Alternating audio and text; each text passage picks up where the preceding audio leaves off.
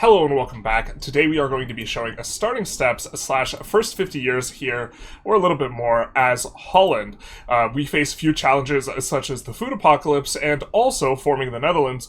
In particular, as far as content goes, we do have very strong naval bonuses in a variety of places, but also particularly powerful is this trade range, which is excellent for eventually getting to building a colonial power, because you will need trade range to be able to engage in triangle trade, moving slaves from Africa to the New World, and then moving goods from the New World back to your kind of central trading hub, and this will be invaluable for that purpose. Now, we also do have a couple of hidden advances that don't show up in the content kind of area, so let's jump into game and take a look.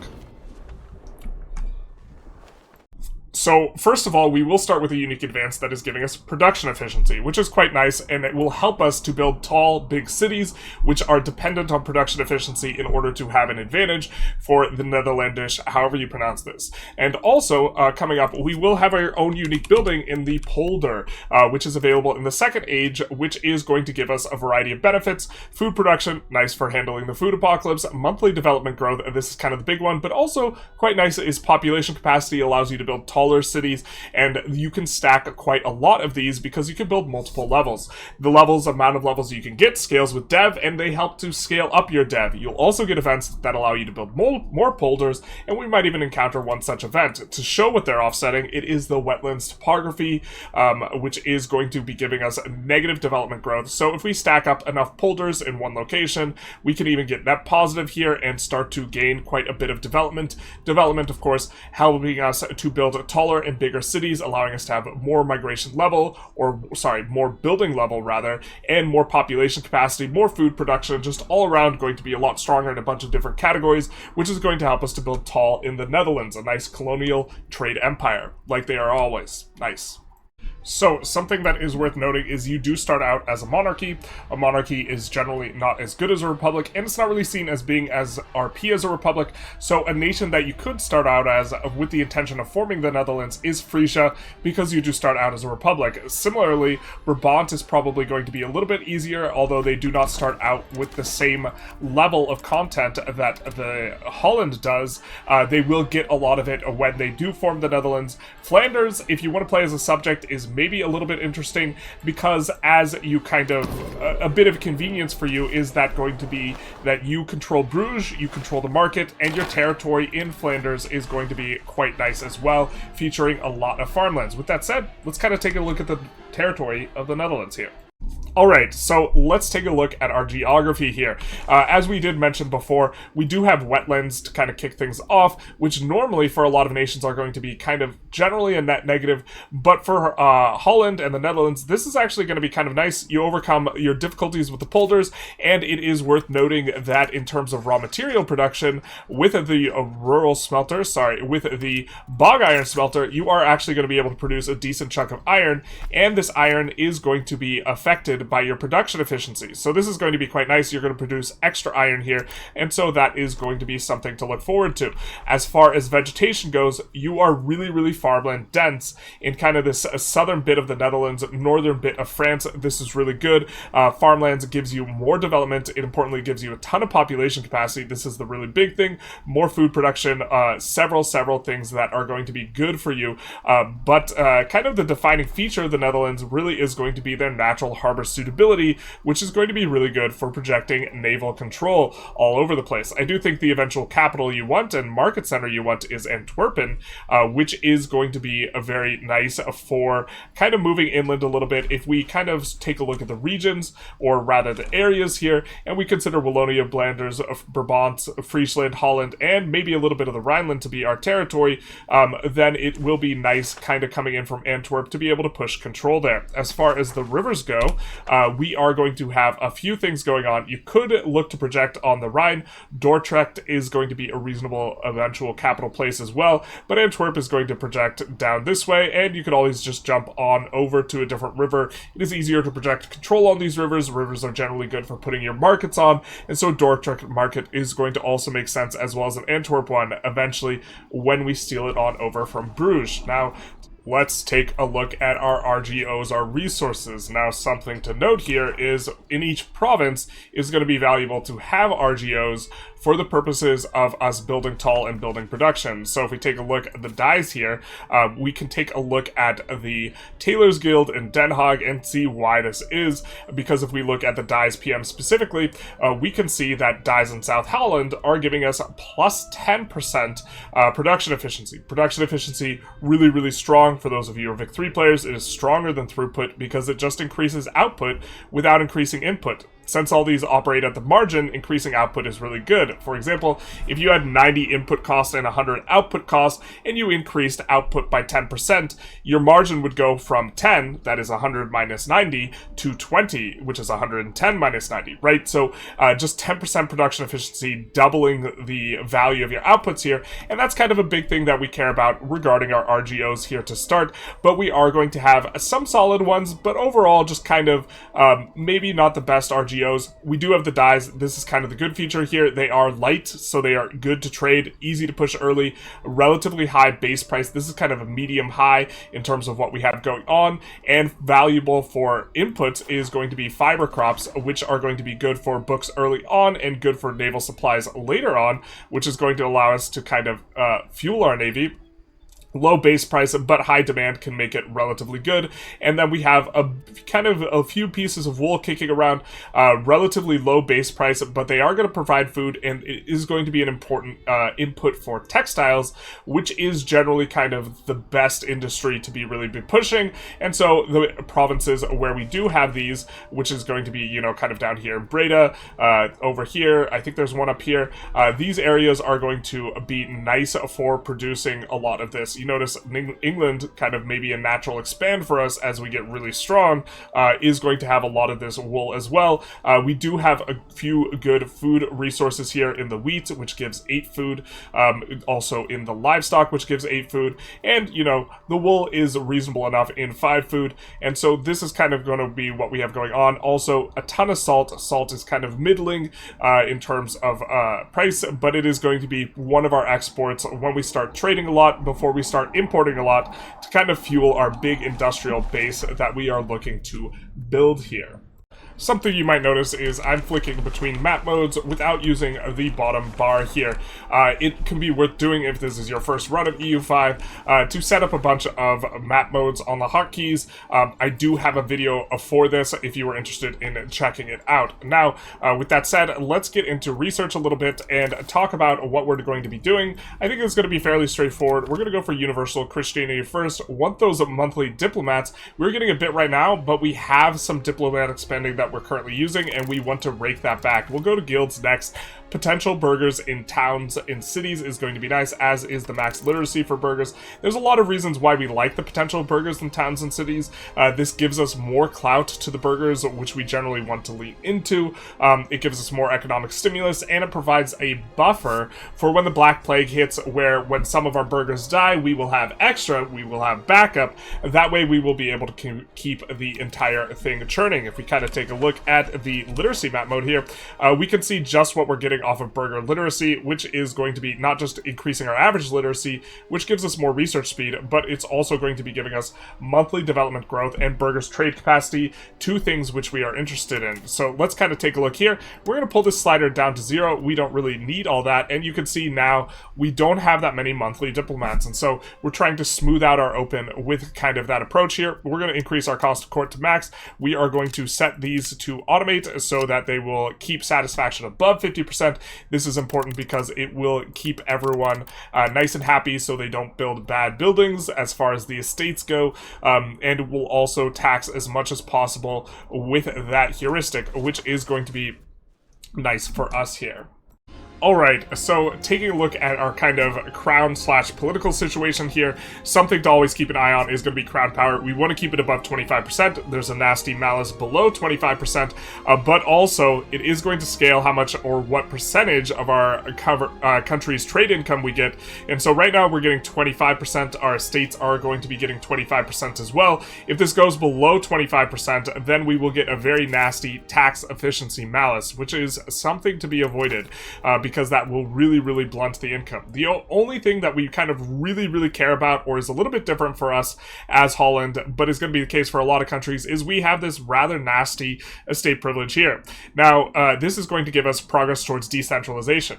That is this value here, which we really want to push because this gives us a lot of crown power and proximity cost reduction, which is one of the strongest modifiers. And you can see here we're trending 0.25 towards this. And so a big portion of our trend here is actually coming from this communal lands. Now, a lot of privileges, like if you're going for the nobles, can't really be slot out that effectively. That is way too much stability cost, a little over 100, and that's kind of cheap because our nobles start off relatively weak, our burghers start off relatively strong, but taking stuff away from the peasants is easy because the scale or the costing scaling of this is going to scale with their power. The peasants don't really start out powerful, so we're going to take this out. Now, if you are revoking a privilege, it's always nice to be able to give one back because you can see that this is really absolutely cratered our approval of our peasants, and so what we're going to be doing is we're going to be handing out a privilege to them.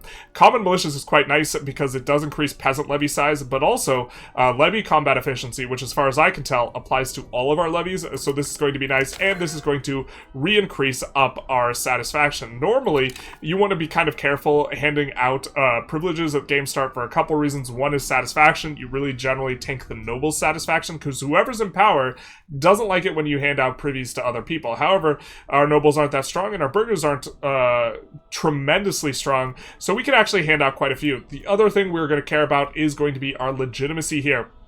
We don't want it dropping too low. This can pop disasters. Generally, you want to keep it above 50, and so we want to be in a comfortable spot here. So what we're going to do is we're going to come in and we're going to hand out treasury rights, giving us 10% tax efficiency. Really important modifier, really going to help us to make more money, and so this is going to be a kind of our first one in, and we can take a look here, and given our kind of current situation, we have 28% and 39%. We could probably hand out another privy to these guys. We just want to be a little bit careful what we hand out. We don't want to get anything that gives decentralization trend. Representative Parliament is going to be just fine for us though, and we'll hand it out, and this is kind of what we've been skipping through. We can see they get a lot happier, and our nobles get more upset, and we've kind of balanced this out. We're above 50 here, so that's going to be good for us here. Now, we do want to give another government reform, but there is one that we're going to unlock in 5 years when the new age hits, and this is when you get new kind of reforms, and so we actually don't really want to slot any of these in. You can kind of check what new reforms you're going to be getting though if you come over here, and we'll see you get access to new government reforms. The one that we want to be going for is we probably want plutocratic ethos. That might not be the first one that we go for, and there's another one that is not visible here by the looks of it, which is going to give us crown power. So this is going to be nice for us, and so kind of coming back in for our cabinet, you can re-roll in order to get new cabinet members, and we can see here this would justify a reroll. I think it would be fine enough to reroll here, but we're not going to reroll.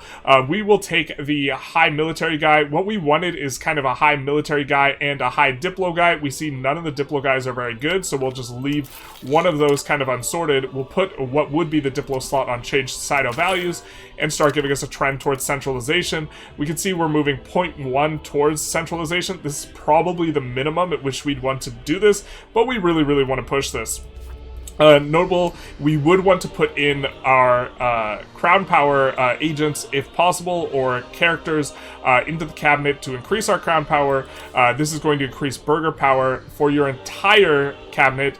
It will assign 25% power to those members, and additional power on the, in terms of the way the math works, additional power on the estates is not that valuable, but additional power on the crown is really powerful because you already have a bunch of modifiers, generally speaking, on the estates coming from your privileges. You can see we get plus 50% power, we get plus 20% power, and the more of these you have, the more it dilutes additional power. But for our crown power, we really don't have all that many modifiers. We have high legitimacy, we have ruler's admin ability, and this traditional distribution. That's kind of it. So this is why we really care about getting these. One of the places we can get these is if we have, someone in charge of our navy that is a crown guy, we will be able to get some more of these. So we will put this guy in, and then we could kind of come over and we could see he's in command plus 25%. That's really nice.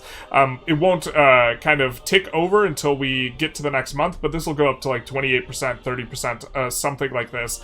And so that's kind of what we have going in regards to our cabinet and this type of stuff. We are going to watch and keep an eye on our laws and parliament, but that'll be when that time comes.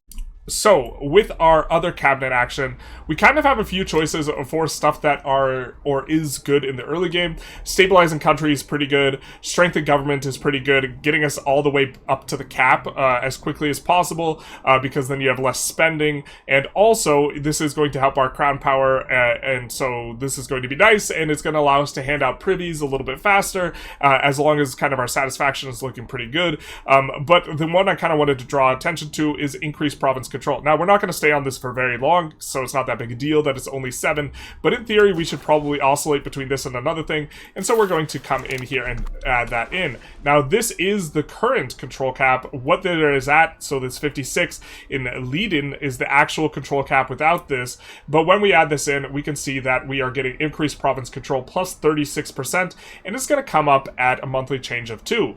It only drops at a monthly change of 0.5, so it's going to come up 4 times faster than it drops once we take this off. And so what we're going to do is we are going to switch between increased control and a different cabinet action as well. I'm thinking that the other one we are going to be switching between, and why we wanted military, is going to be, at least at the beginning, strengthen government until we can get this up to 100, and then once we are there, stabilize country, get ourselves a nice little buffer of stab for when the Black Plague hits, because it's the kind of nice to have a little bit of stab, but this is what we have going on in terms of our government here.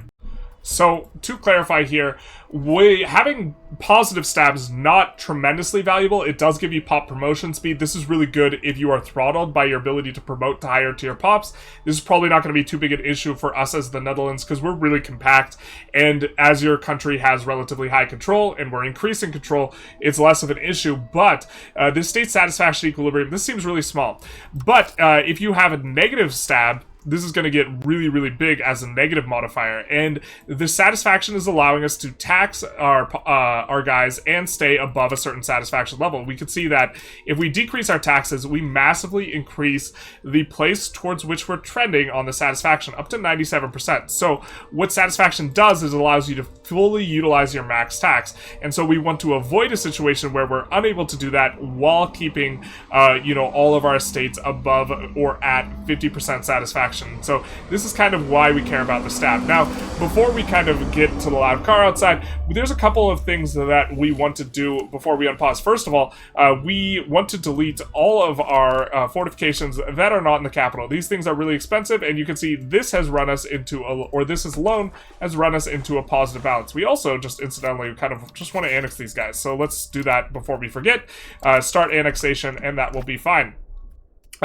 We also, in regards to the money, want to be, in regards to the building, we care about masonry. We care about masonry price quite a bit in the market, and if we take a look here, and we take a look at trying to build one of these guys, we can see just how much it costs. And a big part of why it's not as cheap as could be is because masonry price is a little bit expensive. So another thing that we do before we unpause is, because we can't build those cheaply right now, we're going to turn off all the granaries. Granaries will be good for population growth later, but as it stands now, they do consume masonry, and so by turning them off, we can come into the market and see the masonry, and we will see that we are going to be utilizing less of it. In fact, we might even be able to unpause, and some of this Bruges stuff will go away. Sorry, that's the space bar there.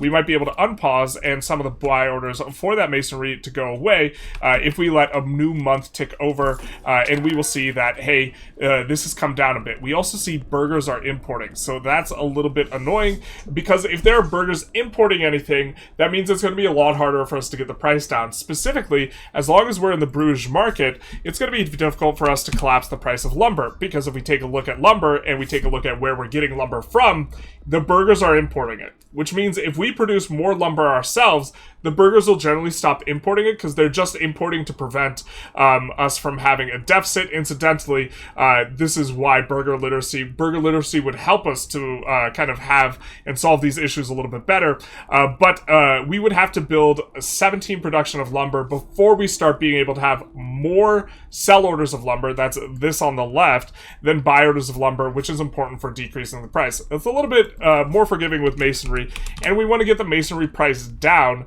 before we start building a bunch of buildings. So this is maybe something that we can do with our first little expenditures, is we can go and build a mason. And we do want to build it in places specifically that have clay. So remember, we're getting a little bit of a production bonus, and you can see we have clay here. The masons, in terms of what they have going on, the better PM on the mason does use clay, and so this is going to be valuable for us to push this, because we will get the production efficiency bonus from having clay in South Holland. So we specifically do want to build it in provinces that have clay, which is going to be for us South Holland. So let's build up one of these here, and we are going to be let's build it over here. Let's build it not in the capital, because the capital tends to get pressured on building slots a little bit, and so I think this will be maybe a little bit better, but we're planning on moving the capital anyways. Now let's talk about the food apocalypse thing, because there's two ways to solve it. There's an easy way and the hard way. And like the cowards we are, we're going to take the easy way out. So if we take a look at provincial food, this is going to kind of give us an indication of what is to come, which we are getting minus 36 food here in South Holland, and we're really not making up for it in other spots. You can see that there's plus 120 food there, which will carry us. But as we urbanize more and more, what will end up happening is in these locations, what is going to happen with the demography is we are going to have less and less peasants. Yeah, and more burgers. Burgers eat more food, and this will get worse and worse, and peasants actually produce food, so when you get rid of them, you're going to start running out of food. What's going to happen with the market is the market, currently, now that we've waited a month, and everything's kind of looking good, is going to have a stockpile of 16,000 for now. It might decrease because we deactivated those granaries, and it's going to have a monthly balance of plus 337. Food price is going to only increase as this stockpile diminishes, and it will decrease very, very quickly. We can see it's actually at 0.03, which is a little bit, yeah, the target price is 0.01. So it'll be at 0.01 most of the time, and then once it starts increasing in price, it's going to increase very, very quickly. We can see that because we have a location that is so negative in food, we actually have to buy food in order to supply this. And if we take a look at our balance, we can see that buying food is part of this. Now, this is with the price at 0.03.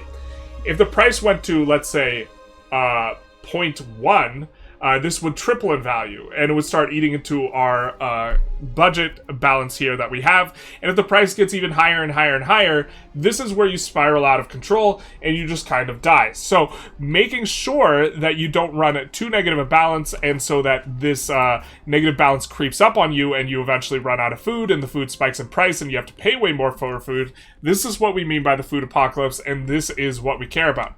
I think we're going to show a little bit more later about the kind of harder way to solve it, which is to stack a whole bunch of modifiers in one location and turn it into a real breadbasket-y location. In particular, you're going to want ideally a place that is on the river and is going to be an RGO that has a 8 plus in terms of how much food it's producing. So there are a few locations, we don't own them here, but there are a few locations on the Rhine where we have this wheat and this livestock. Livestock also gives 8 food, where we would be able to do that. So here's the river map mode, and so this would be reasonable. However, if you notice the market, man, does this Bruges market look nice and neat.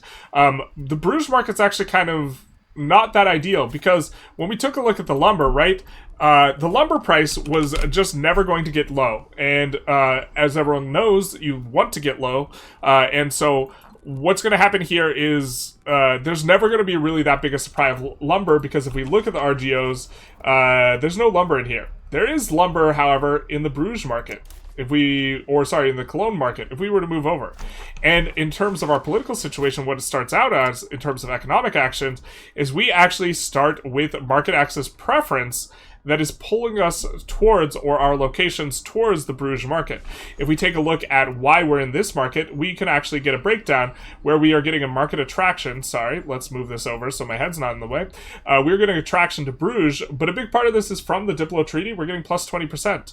And if we were to flip this, we would be able to go into the Cologne market, because if we're having plus 20 in Cologne and lost the plus 20 in Bruges, we would be in a much better spot for pushing that. Even then, we would would still be in Bruges. This is a little bit of an issue. In our testing, we were able to get into the Cologne market, which I think would be more ideal, because if we look at this market and we look at this market's price of lumber, they're not going to have anywhere near as much burgers importing. They only have burgers importing 3.6, which means it's going to be easier for us to get the price of lumber low. And this is significant because if we take a look at some of these resources, like the dyes, and we go to produce this, what's going to matter is as we expand the cost, we're going to care about lumber price. And as long as lumber price is expensive, which as we can see it is, this is going to increase the price of us for us to be able to build this thing. So what we want to do is we actually want to swap over on the market. So what we're going to do is we're going to break our preference here with these gentlemen, and we're going to try and establish a preference with Cologne. Now, I'm not sure if we can get that right now. We can ask for preference, and then we'll take a little bit of a month and see how things shape up. Okay, well, we don't even need to take a month. It just registers automatically. Now we can see we're in the Cologne market, which is going to be a bigger market, so this is nice, and the wood is going to be something that we could potentially decrease the price on. So we're not going to build one now because we're already building a mason, but there's another building we could go for this. We don't have any wood RGOs, so that's unfortunate, but we can build a lumber mill in order to turn tools into wood, and we can build it in locations that have a sufficient vegetation, which for us is only going to be Den Haag, but we're going to maybe get more locations towards as that goes, and so this will be a little bit of an improvement, and this helps to prevent the food apocalypse, because what's going to happen is Bruges is going to get also really urbanized.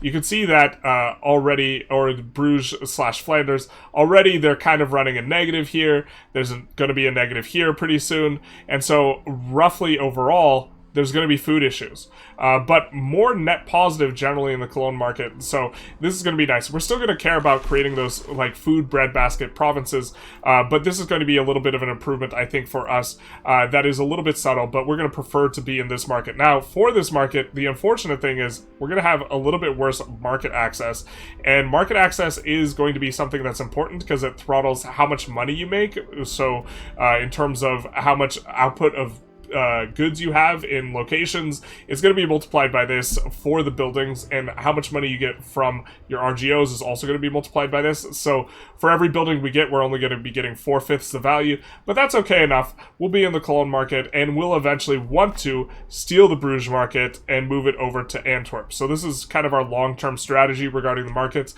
but this is going to be how we solve the food issue. We'll keep an eye on it and kind of showcase when things change and what's going on with the food.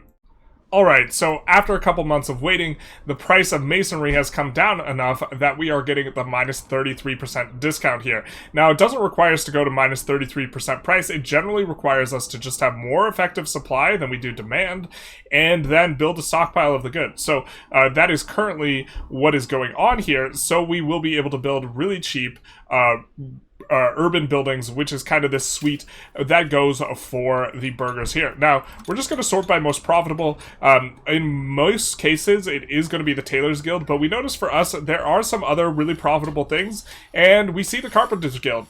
Unfortunately for us, the Carpenters Guild consumes a lot of wood. So unless we have a lot of wood already, this will prevent us from collapsing the prices of the RGOs, which are something else we could go for. If we see here, we can sort, and we can see that the dyes would earn 2, and we wouldn't get 2 ducats a month. Currently, we're getting 7, which is a pretty nice margin for us as Holland here at the outside.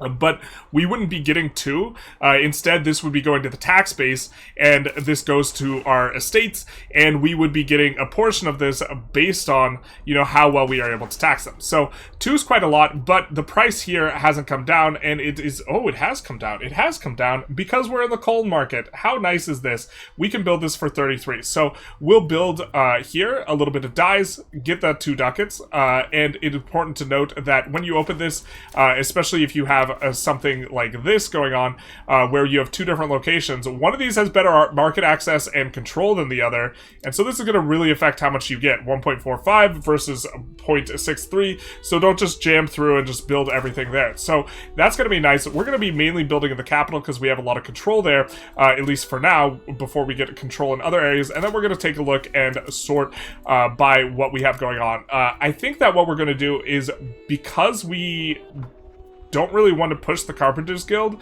and we can push the Distillers Guild better in other places, we have an advantage towards pushing the Tailors Guild because we have dyes in this province. And so what we're going to do is, as we get more money, we're probably going to add some Tailors Guilds, and we are going to be utilizing our promotions in two ways. You gain pop promotions there in all categories. We're going to use our burger promotions for Tailors Guilds, and we're going to use our laborer promotions for working these new dyes. In particular, we only have another level to go, but really nice that we can already build it with the lumber price cheap, just because we swapped over to a different market. So this is going to be valuable for us. Also, this market is way bigger.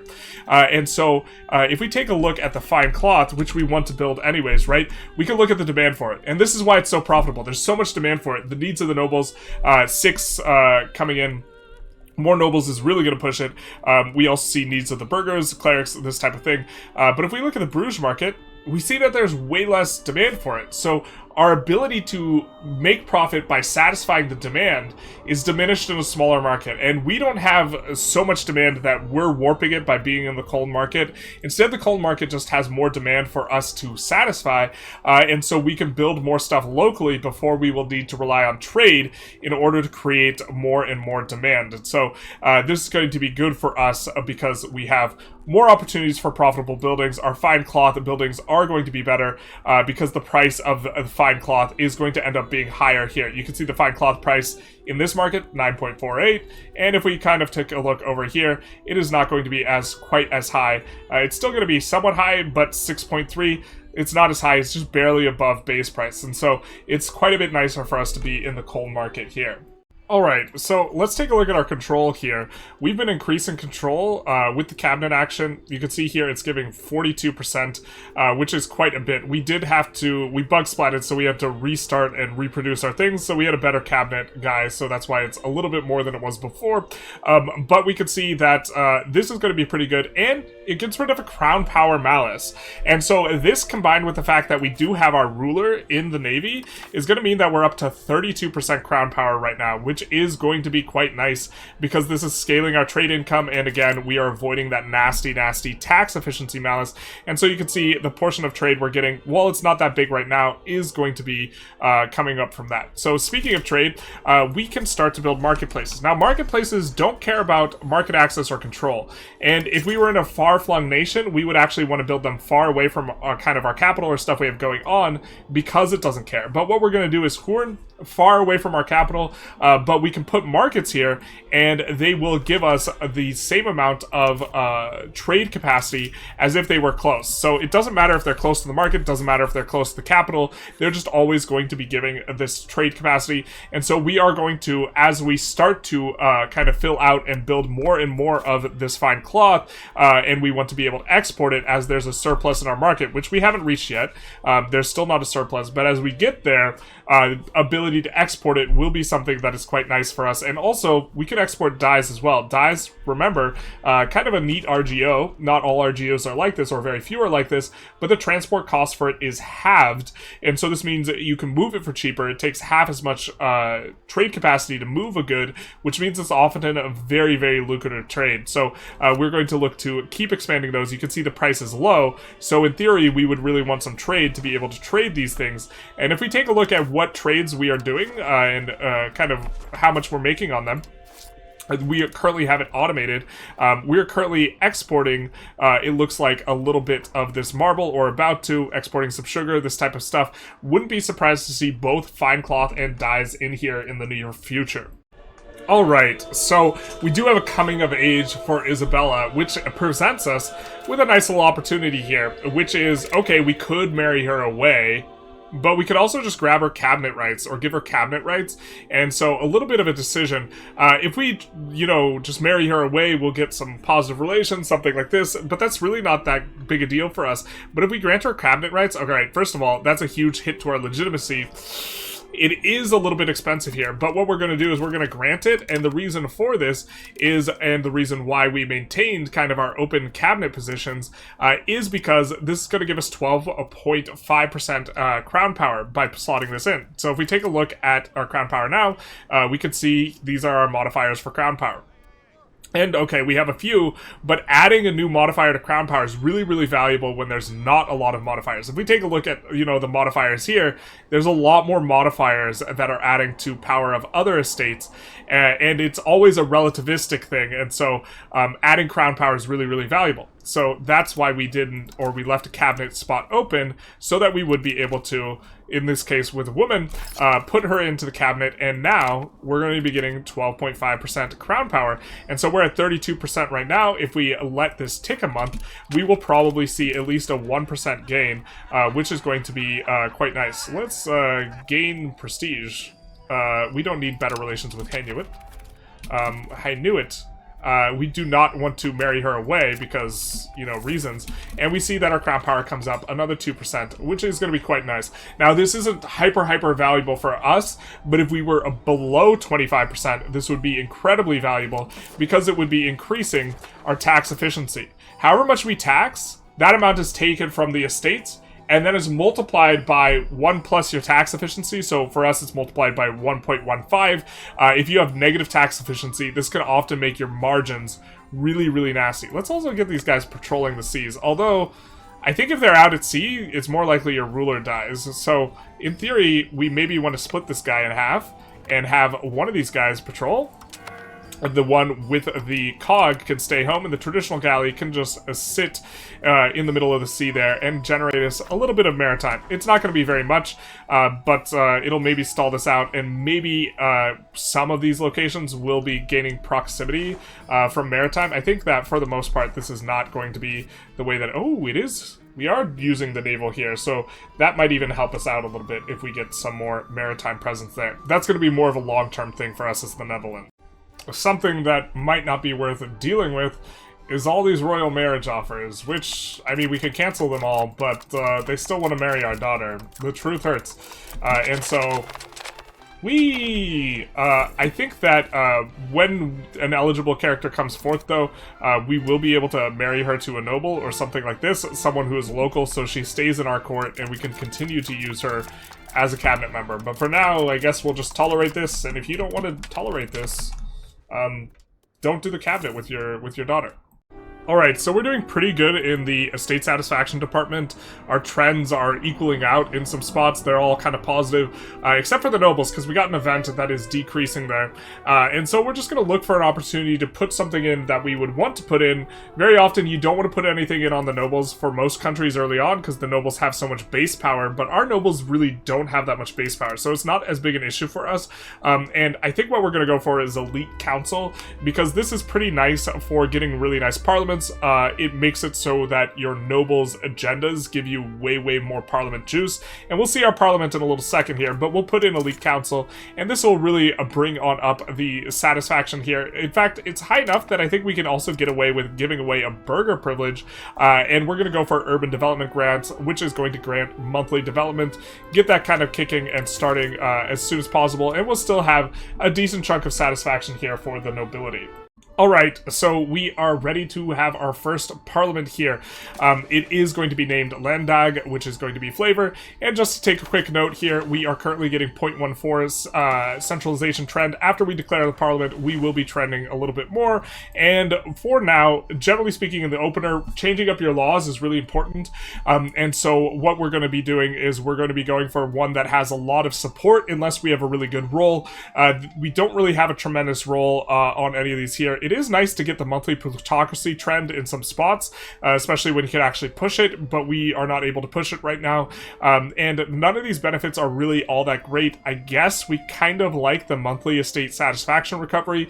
It's really nice on the nobles, because the nobles are often upset with you, and so this is going to allow us to recover much faster than that point too, but we are going to set it in for the burghers, and we're not going to actually plan on passing this, because there's other stuff that we want to spend our parliament on. And so now we're going to have a bunch of these agendas which we can roll, and we get a lot more support from this as a result of elite councils helping us out here. We get some negative from the estate satisfaction that brings us down to like 39%, and then elite council is very nearly like doubling the amount of support we get from clicking the button. So that is going to be nice. Also, when we click the button, we will recover, we will decrease satisfaction in the other estates. You can see the other estates don't like it when we click the button.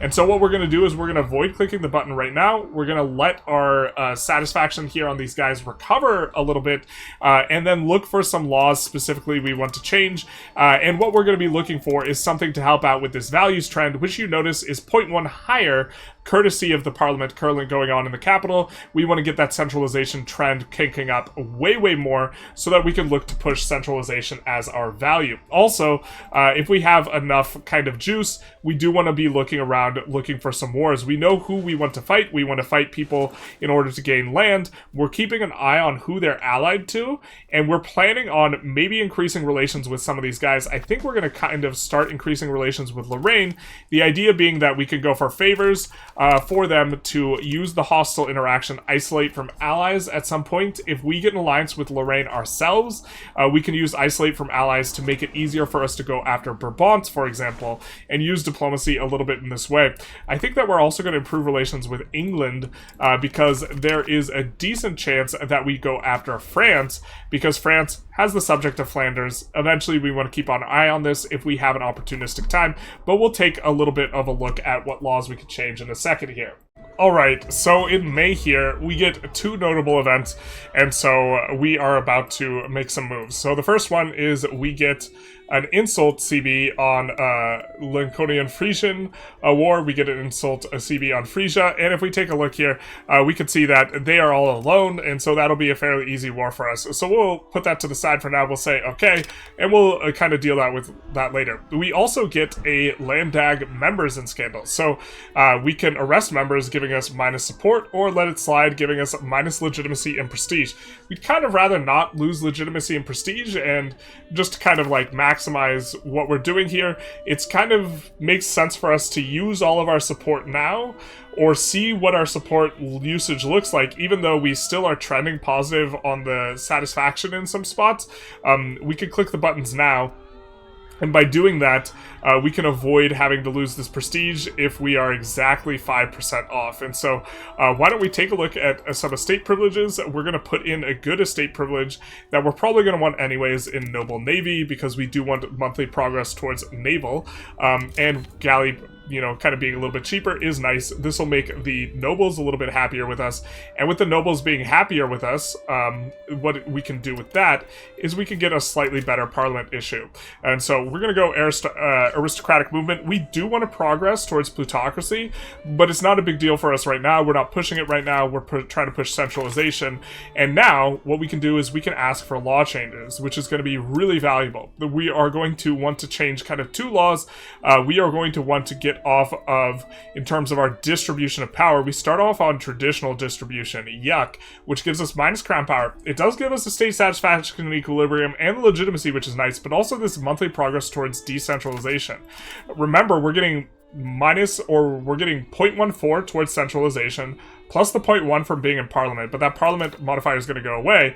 And so by getting rid of that 0.1, we will be able to help ourselves out. And so, distribution of power, we are going to go on to favor the ruler right now. That way we can tax the peasants more with our maximum tax. Actually, you know what? I think we're actually going to favor the wealthy right now, because we're getting a sufficiently high percentage from our burghers that favor the wealthy is going to, by giving us 10% max tax on the burghers rather than 5% max tax on everyone, we should be able to generate a lot more income. And look at our burger satisfaction, it's 99%, so we can actually tax them quite a bit more very comfortably, which might not be the case for the peasants, especially if we go favor the ruler, giving us plus a minus 5% satisfaction equilibrium. That would actually make us even satisfaction on the peasants. So I think that will actually favor the wealthy here instead. Plus, eventually, we do want the plutocracy trend. And so that spends 50 of our support. And so now we will click some more buttons. I think we'll click this traditional economy button. It will upset the burghers a little bit. And so let's do that. And now the burghers will give us a little bit less. But for the burghers aren't giving us as big a modifier as we do from the the nobles, by virtue of having this elite council. There's no burgher elite council, and we just need an additional 25% to be able to pass the last thing, so we're going to support free subjects here. We're going to check out what we have in terms of the change policy. They balanced court and royal court's an interesting one.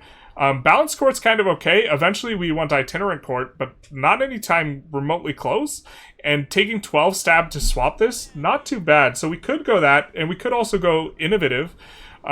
We could try and go for an additional 50%, but I don't think we're going to be able to get as much support. You'll notice our agendas are giving us less and less support as time goes on, and so it's probably not going to be something that's in the cards for us. Kind of inclined to just click the innovative button. In here, maybe a little bit of a think we'll take here and decide what we want to do. Okay, I think we're going to change our policy here. A big part of why is balanced court is actually decent legislative efficiency. It doesn't say that it does this, but it does decrease the amount of antagonism you generate. We're going to be generating some antagonism, and I think it's actually going to be quite a while before we want to go itinerant court, because itinerant court, in terms of royal court policies, itinerant court gives progress towards decentralization, so we don't want this until we max out where we can get with our trend towards centralization. And so I think that we're going to go change policy here. And now we're at 53%, right? And we see we probably can't get another 50% here. So we're done clicking buttons. We have decent satisfaction coming out of this parliament, so that's going to be nice. Especially getting all this satisfaction, we're actually making use of the 3.7 for a couple of months. But now we can ask for another law change here. And what we're going to go is we're going to look to change our feudal administration, which is currently trending us towards decentralization. We are going to have it trend us towards centralization. The aristocracy is a little bit annoying, but that's fine enough. And so we'll do this, and then we will let this slide, and which will give us -5 support. We currently have 3.6%, but that's okay, because it just reduces us to 0. So this is going to be quite nice for us. We change a bunch of trends here, and we will be moving quite a bit more over to centralization now, getting 0.4 a month. When the parliament goes away, it'll be 0.3, but that is twice as fast as our trend before. And so this is kind of what we wanted to set up. And also, often we would want to fabricate a casus belli, but we happen to just roll one versus Frisia anyways, and so we're going to be going after them, probably just taking a chunk. Subjugating them is also okay. We'll see what we can do with that war, but we will also, I guess, deck on them right now and get ready to throw down. They insulted us. It looks like we do have to wait for a little bit of some diplomats. So we can take a look at where we're spending our diplomats right now.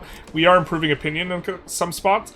I suppose we could pull off of improving opinion in Kingdom of England, but I think we're actually just going to diplo spend up to a 0.1 trend, and then look to deck this in about 9 months or so. Go after Frisia. We run the chance of them grabbing an ally, which might muddy the waters a little bit, but I think we'll be fine enough. So that's kind of our first parliament out of the way there. We are running out of opportunities for profitable buildings here in Den Haag. We are pushed up all the way up on our tailors guilds, and if we sort it here, we see that kind of our best opportunities aren't really that great. So we have started to, in other locations, expand out the fine cloth and the other cloth and these types of things. You can see the opportunity here is a little bit better, but what we're going to be wanting to look for on the horizon is building roads. Roads are insanely good. They help to increase your crown power. Our crown power, we don't have too many problems, so we didn't prioritize the roads as much, but we do need to get the price of lumber and masonry down to be able to push this.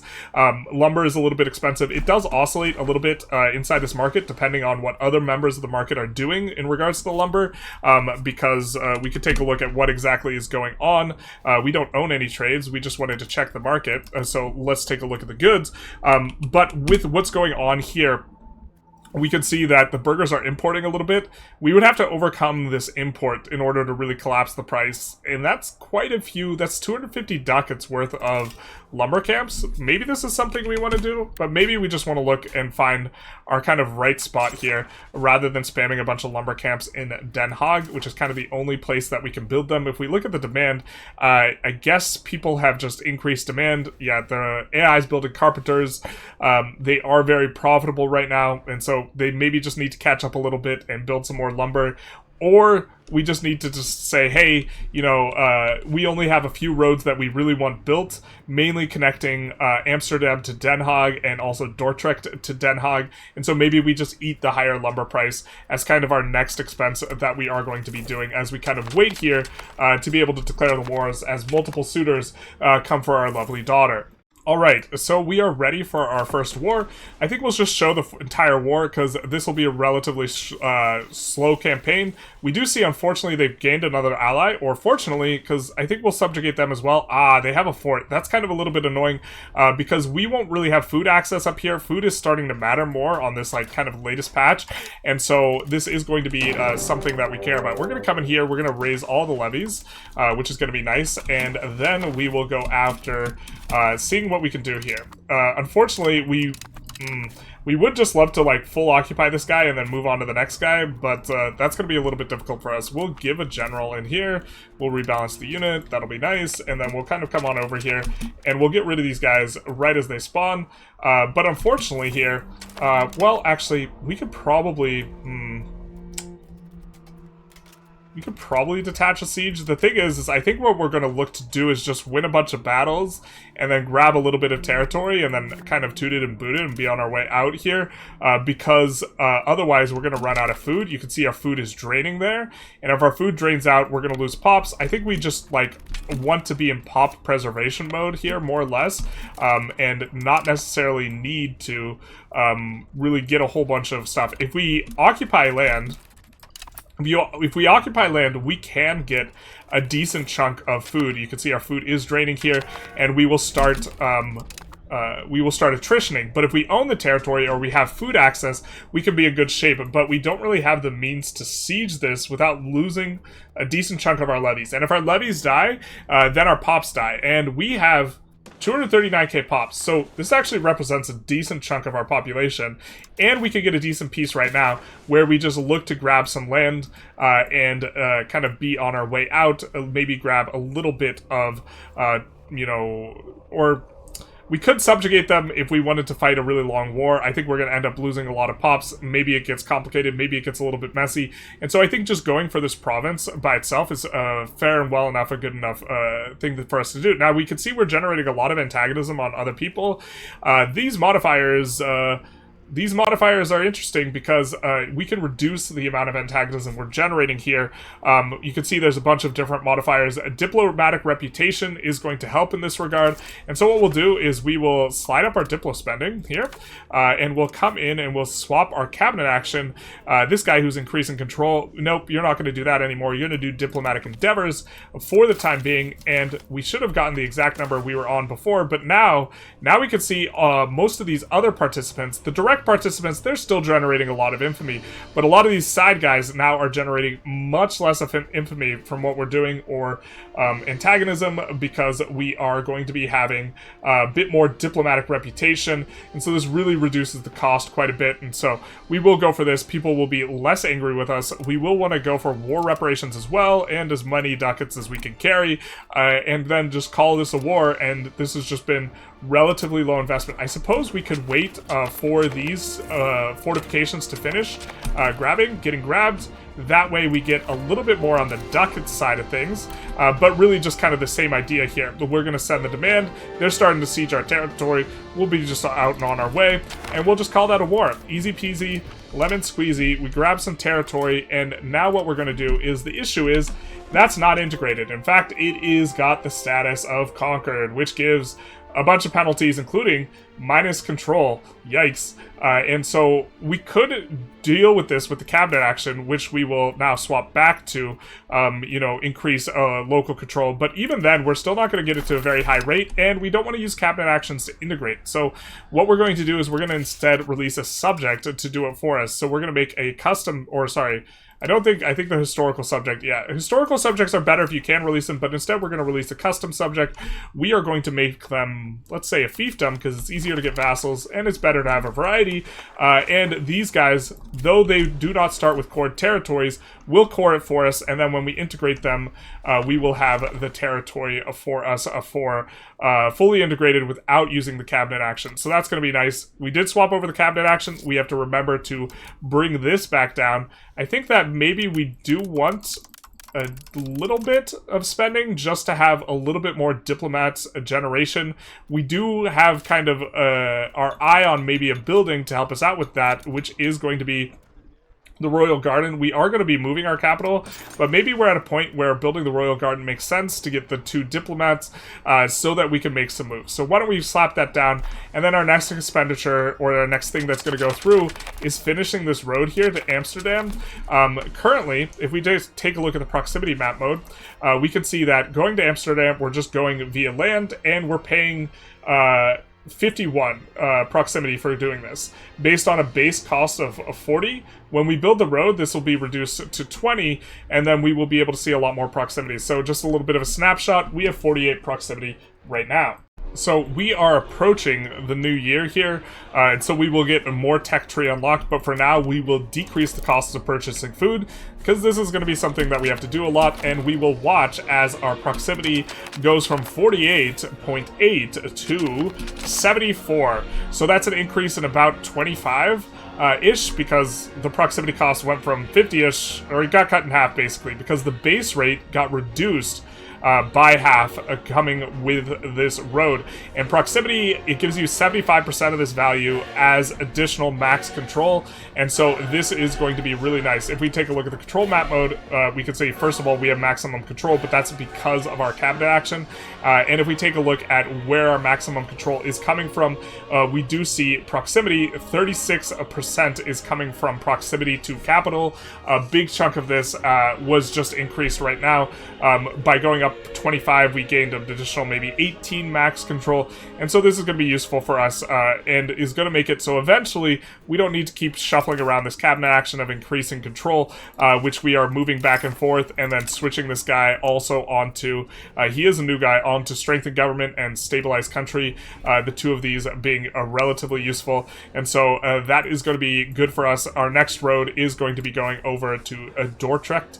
I think we could just build this version of the road now. We're just going to check. The sand's not at minus 33. We're going to wait for the sand to hit minus 33 and then look to do that. Just looking to connect all of our urban buildings or our urban locations to the capital here, so that they get quite a lot more control, because just generally speaking, in terms of tax base, our urban areas are what has the most tax base, and this is kind of the priority in connecting. If we had something like gold, they would have quite a bit of tax base. Like if we look here, that's probably going to be a gold province, even though it's not an urban province, it has a lot of tax base. But for us, without these premium RGOs, connecting the areas that are urban will connect the most tax base to higher control to the capital, and so this is the way we want to kind of approach it. We are about to see the turning of a new age here, which is going to unlock for us some new tech options, or things that will be added onto our tree. Now, generally speaking, kind of a fan of the administrative focus. It's got a lot of goodies in there. Max literacy is going to help the research speed. Legislative efficiency, again, it's going to reduce antagonism. Expected cost of court is going to significantly reduce our costs. In terms of our expenses, we have expenses of 8. A big chunk of that is from cost of court, which we are currently paying. We probably have 10% cost of court max cost, but we're also, we're not quite capped there. So that 10% is going to be based on cost of court of 9.6%, sorry, rather reduced by our crown power, increased by our aristocracy, and we will effectively reduce our expenditure here by 10%. So that's a nice little margin bump. You know, every little bit counts. And then kind of the big one for us is not the merc recruitment, although I think if you get a lot of it, is going to be the proximity cost reduction. Is this modifier gets stronger the more of it you have. It also applies overseas. Deus Vult will also be useful enough for us, as will the stability investment. And so I do think some of these other ones are pretty good. Marcher Lords, I think getting the additional subject type is nice, especially if you're a republic, which we're planning on flipping. and so we are not necessarily going to be able to make use of fiefdoms when that time comes.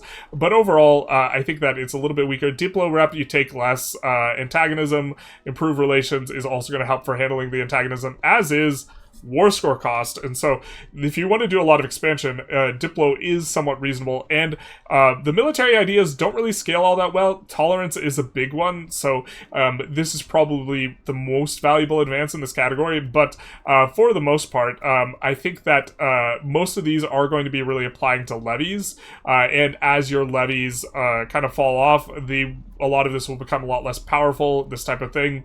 We got naval damage down. We got some goodies in here too, though. Looks like they rebalanced a little bit, but we're still going to go with the administrative focus. Now, we're doing pretty well in the satisfaction department, and we're doing good in the legitimacy department, so we can afford to give out a few more privileges. We kind of trickle feeding them in.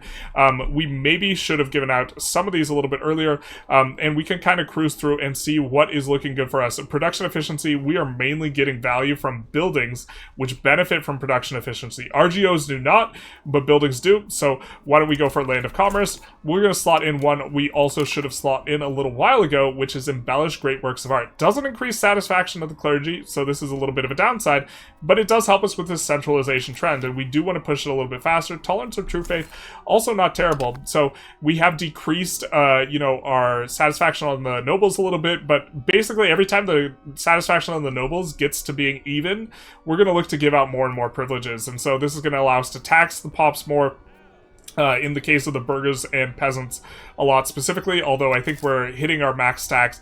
Eventually, the Parliament increased max tax is going to be useful for us if we can get enough satisfaction here.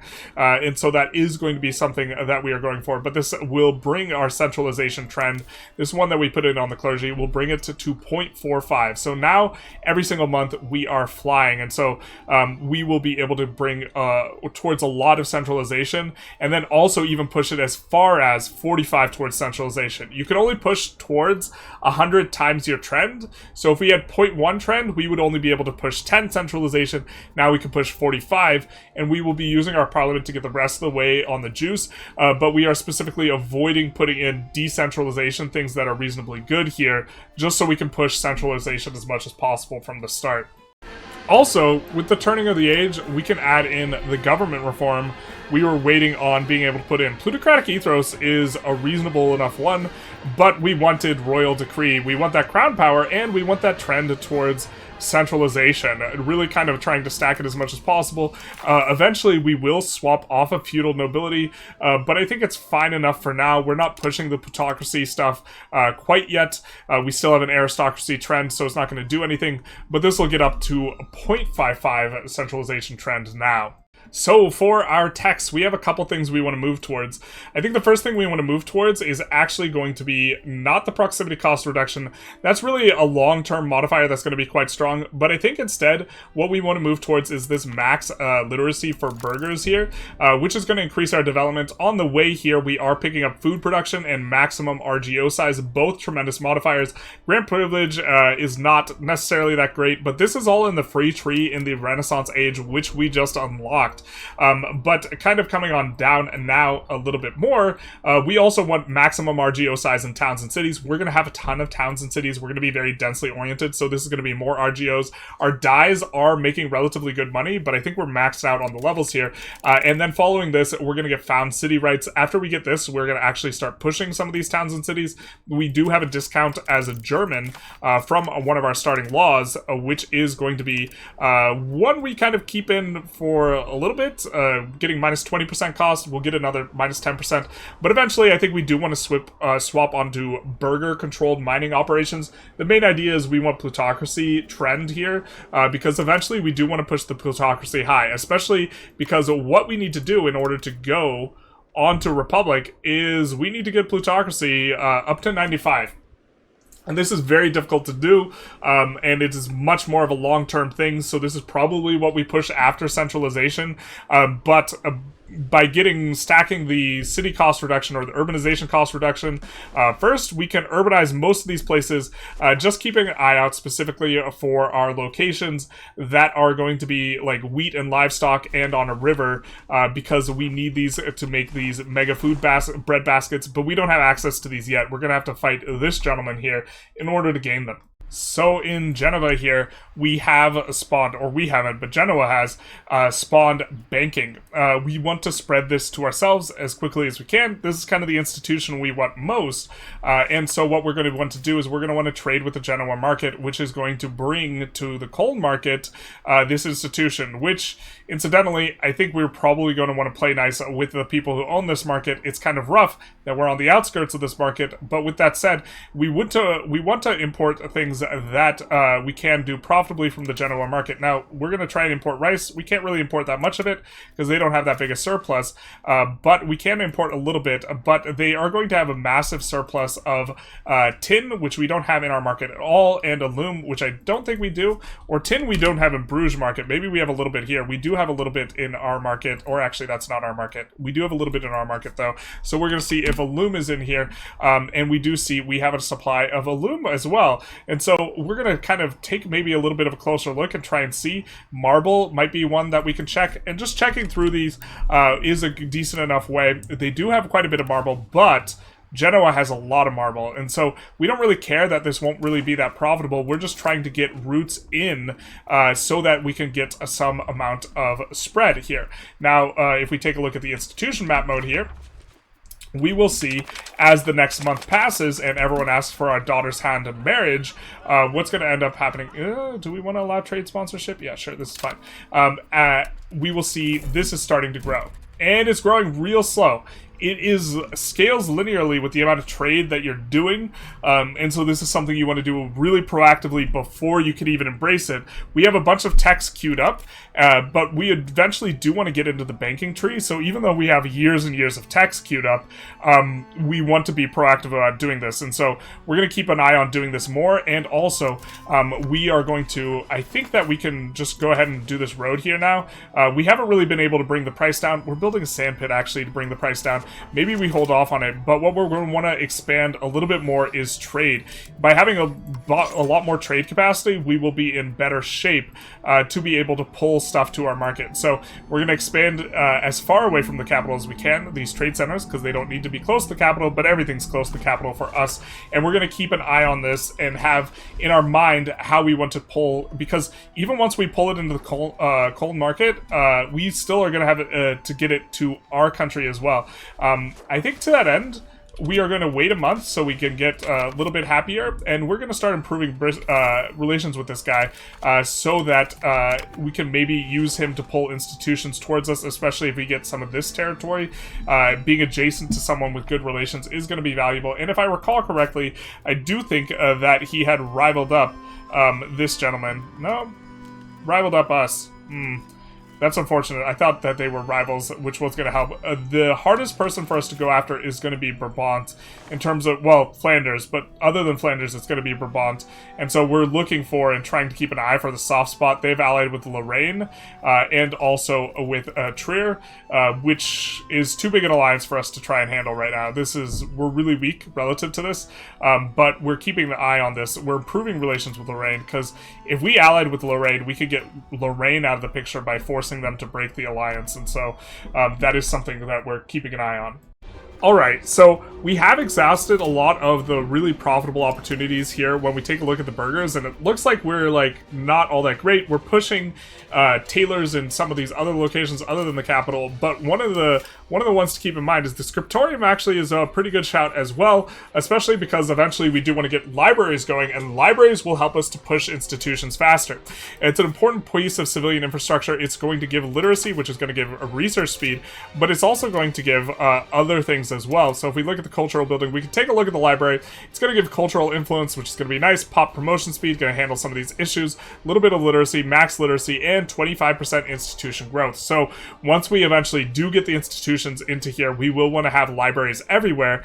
And in order to facilitate that, we do need books. Books right now in the market should just be absolutely horrifically in a huge shortage. We're only 1.4 supply, 6.4 demand, and we are on the very outskirts of the market, so when someone gets shafted, that's us. And so if someone is not getting the supply of the goods, it's the people on the edge of the market. So because of that, we are going to start in Den Haag to push this up. And so this is going to be the next industry that we start focusing on is the books, but also the inputs for the book, because generally speaking, paper gets pressured quite a bit as well. And so taking a look in here, we do see paper. There is a surplus here, but not for very long if we start to push the books. So we'll want to keep an eye on that, at least in the early game. Fiber crops are good for that. We unfortunately don't have any locations in fiber crop provinces. These are all in different provinces than the ones we own, but they are kind of on the horizon for us, and so this will be a good industry for us until we get to rag paper, which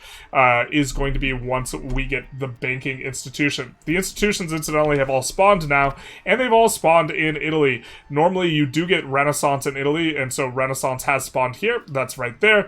Professional armies is pretty high variance and can spawn in a lot of different locations in Europe, but we do get it in Venice this time around, so us pulling trade as much as possible from this northern Italy kind of scrum of Genoa and Venice is going to be really valuable for the institutions. We might look to trade and import from Venice as well here sometime in the near-ish future. Just taking a look at what they have a big supply of. We can also look in the market and look what they have a big supply of, just by sorting around and trying to find. That's not the one we look at. The price difference is kind of what we want to look at. The things that are really, really cheap for them are going to be things that we have good chances to import, and so this is how we can also look around here, like tools, weapons. I guess wine is maybe kind of the good thing we have access to, or some of these resources if we don't have them. Again, we are importing marble right now, but eventually we'll start exporting to them some various goods, and so that will not spread the institution, but it will make us money, which we're a fan of. So we have some interesting decisions on our second parliament. We do promote urbanization, which is pretty good, because this early in the game, getting a town for free, which was what happens if you get enough support to pass it, is really nice, and then we, of course, don't suffer the pain of defeat of losing the 7 stab. However, we have low-rolled our burghers, and our burghers are, generally speaking, what's going to allow us to pass 2 things at once, because we don't really have powerful nobles. If you have powerful nobles, you could pass multiple things in one parliament just through your nobles, but we probably don't have enough noble support to make, a total of 60% support, and we don't really want to change the policy back on the royal court after changing it off of royal court. So, kind of in a little bit of an unfortunate situation, so we're gonna go for serfdom movement. It's not that we like serfdom, it's just that we're trying to get over 50 support here, and now we have like this thing where we have choices. We could go for additional taxes, which is something we had mentioned being able to do earlier, but we're not going to go for that. Our 2 options, our 2 really good options, I think, are either taking this town or what we're going to actually do, which is fabricate a CB on Utrecht, because Utrecht doesn't have any allies right now. And so this is going to make it a relatively soft kind of spot for us to expand into without anything to support them. Now, this is going to give us a pretty big stab hit because we have really good relations with them. So this is unfortunate, but it's better than eventually getting kind of soft-locked out of expansions. So we're going to send them an insult, which will decrease our opinion with them at least a little bit, which will make the stab hit not so bad as when we go for it a different time. It is going to instead cost something like 15. Or does it still cost 20? We still have great relations? Terrible. So I guess that's a little bit unfortunate. We will wait until we get enough Diplo, and then we'll deck on them. This time we're going to have to siege down Utrecht, but it's close enough to our territory. There's a contiguous route for food, that food is not going to be an issue like it was against Frisia, so we're just going to go for the subjugation on them, and it should be fairly straightforward.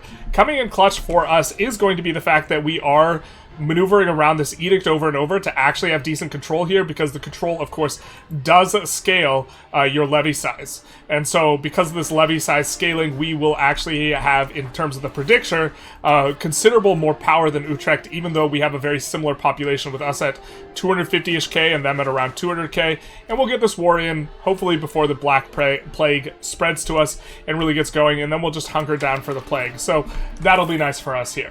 So as the war starts, we get a nice little blockage on their mercenaries that they tried hiring. Mercs would have been a little bit annoying to deal with. We might have needed to hire mercs of our own, but now that we are occupying that area, it is blocked. So what we're going to do is, with our remaining army, we're going to detach a siege. We're going to stop these mercs from spawning as well, and with this, we will then come over here and look to occupy this territory. It doesn't look like they have forts over here, so we'll occupy all the territory after routing the armies, and then they won't be able to do anything. And as you can see, we're fine on the food situation, so this should be really, really straightforward for us. We could even drop a little bit of an occupation here, but I think that we're just going to go for eliminating the armies, and then once the armies are eliminated, then kind of drop off. Actually, we'll drop off one guy here to siege this.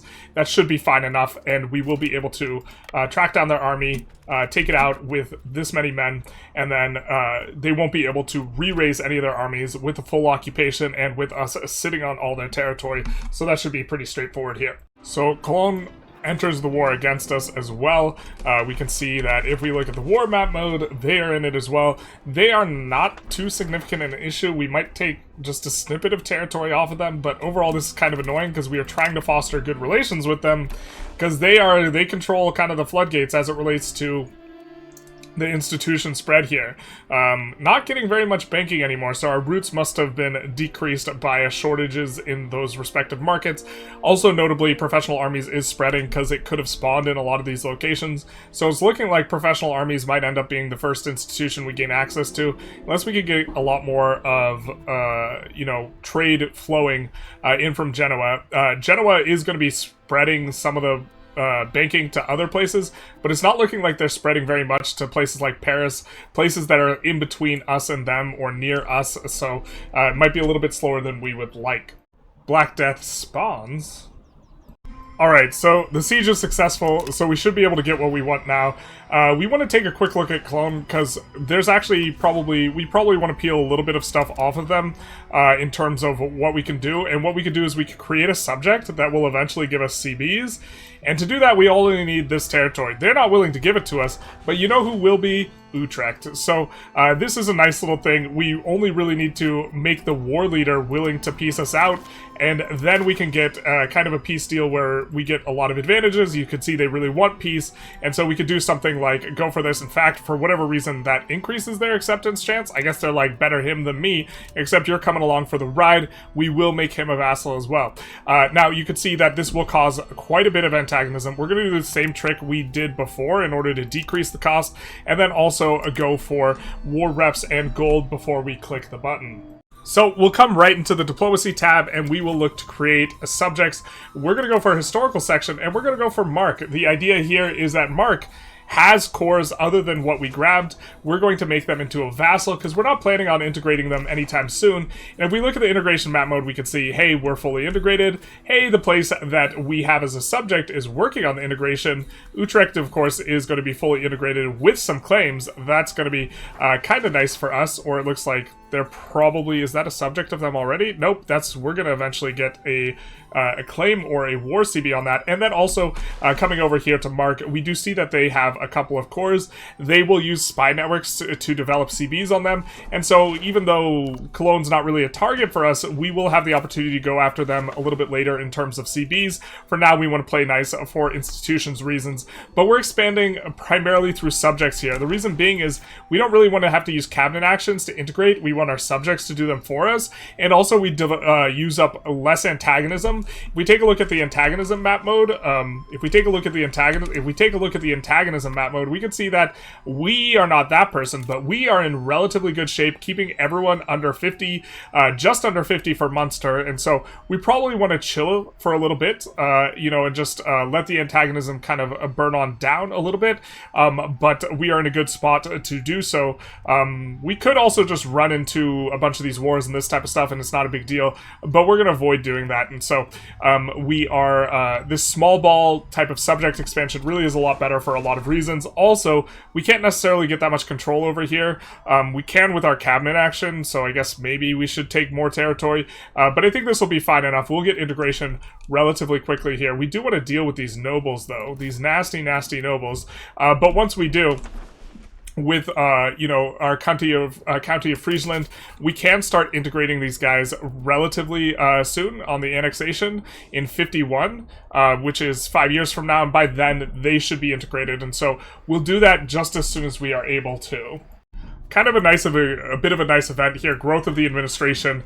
We will go for the support from the nobles, which is kind of the thing that is generally, us wanting to play a little bit smoother now is generally the thing that is preventing us from putting in more of these. I think we're going to go for building rights, maybe something we should have gone for quite a bit earlier, because we are constructing mostly buildings, so the discount is quite nice, and we will also go for something that gives a little bit of satisfaction to the peasants, probably free mobility. Of course, this hits the noble satisfaction, but we don't want to give anything that gives decentralization yet, and fewer levies is a little bit painful considering levies are really strong at this juncture of the game, and we want our pops to be able to move around anyways. Well, actually, you know what? Maybe the Black Plague actually spreads a little bit slower if we don't let it migrate. Maybe we'll do that after the Black Plague, and we'll just go for something like Holy Men in the Administration, which would give us a little bit more agenda impact. A bit of a spiritualist trend, but agenda impact is quite nice, as we've been noticing with the nobles, able to give us quite a bit of help in parliaments, and so we'll go for those, and we will still have relatively good satisfaction here up top. So here we can develop an alliance with Lorraine, which is definitely something we want, because with an alliance, we can generate more favors than we have trust, and this is a big idea for us. We will have to increase our Diplo spending a little bit, and we will have to increase those favors. Let's just crank that on up. Our Diplo capacity is pressured here, but that's not too big an expense for us. But with this, we will get an opportunity sometime down the road to break the alliance between Brabant and Lorraine, which is going to be something we're interested in, using these favors, using the hostile action isolate from allies, and so setting ourselves up to go for Brabant, which we want to move our capital to Antwerp here, and so this is going to be something that's pretty good for us to be able to do earlier rather than later, because you tend to expand out from your capital, and while the two locations are relatively close, it would be nicer to move there earlier. Now, here we are starting to build hospitals for the next foreseeable future. Until the Black Plague hits, we are going to be pushing those hospitals in all of our urban locations. That's 10% disease resistance. We're going to get 15% from segregating the sick for 25% total, and so hopefully we only lose about a third of our population here, around 90k, and are able to kind of stay in business to some extent, and also keep our places employed up. We don't have very many excess burgers, so we're going to pull back on the burger buildings entirely. We've been building as soon as we get like additional promotions, which, you know, are aided by the fact that we do have relatively high control, because there is a malus for control on promotion speed. If we take a look at control here in the modifier, it does affect pop promotion speed. So again, increasing control in all these areas is helping us out on a whole bunch of fronts, pop promotion speed being one of them, but we are going to run out of qualified pops in a lot of these spots, so expanding and building like more of these rural building or more of these urban buildings isn't going to really be effective for us, because they're not going to be fully employed anyways. They'll just kind of increase the economies of scale bonus, but that's not enough, and so it's going to be hospitals here for a couple of years, or like a year and a half-ish. Kind of when the cooldown opens up for our personal union with Hanuit, they open up the vote themselves for established seniority, which is what we want anyways. We are hoping to eventually annex them through this, and hoping nothing goes weird, like them getting attacked and getting annexed, getting subjugated, us having somehow a different succession where we do not have the same rulers, so this bricks the personal union. There's a lot of things that can go wrong, but if everything goes right, we will eventually be looking to unify with them with a unification of crowns of some kind, allowing us to annex them. And so really kind of things are coming along quite well in terms of establishing the normal kind of territory of the Netherlands. We have most of Friesland secured, most of Holland secured. We are working politically on being able to go after Brabant. We have a personal union in Wallonia. Flanders is going to be tricky though, because obviously it's a subject of France, and France looks like they're doing relatively well here in the the 100 Years' War, and so they are going to be a little bit of a raid boss. We might not be able to get Flanders within the span of this episode here. Black Death does pop. The hospitals, some of them are still in production. They should get finished before we get finished, or our pops get finished. Really kind of the same thing, except we don't care as much about them. But we will go for Segregate the Infected. For a while, we have been using Expel the Sick, which allows you to build pest houses, which give 30% disease resistance. But apparently, if you don't have incense, if there's a shortage of one of the inputs, incense being one, incense being something we don't have, they only work at half. So we would rather just segregate the infected and get 15% disease resistance everywhere. So we're going to go for that, and we are going to have roughly 25% in areas where we have hospitals.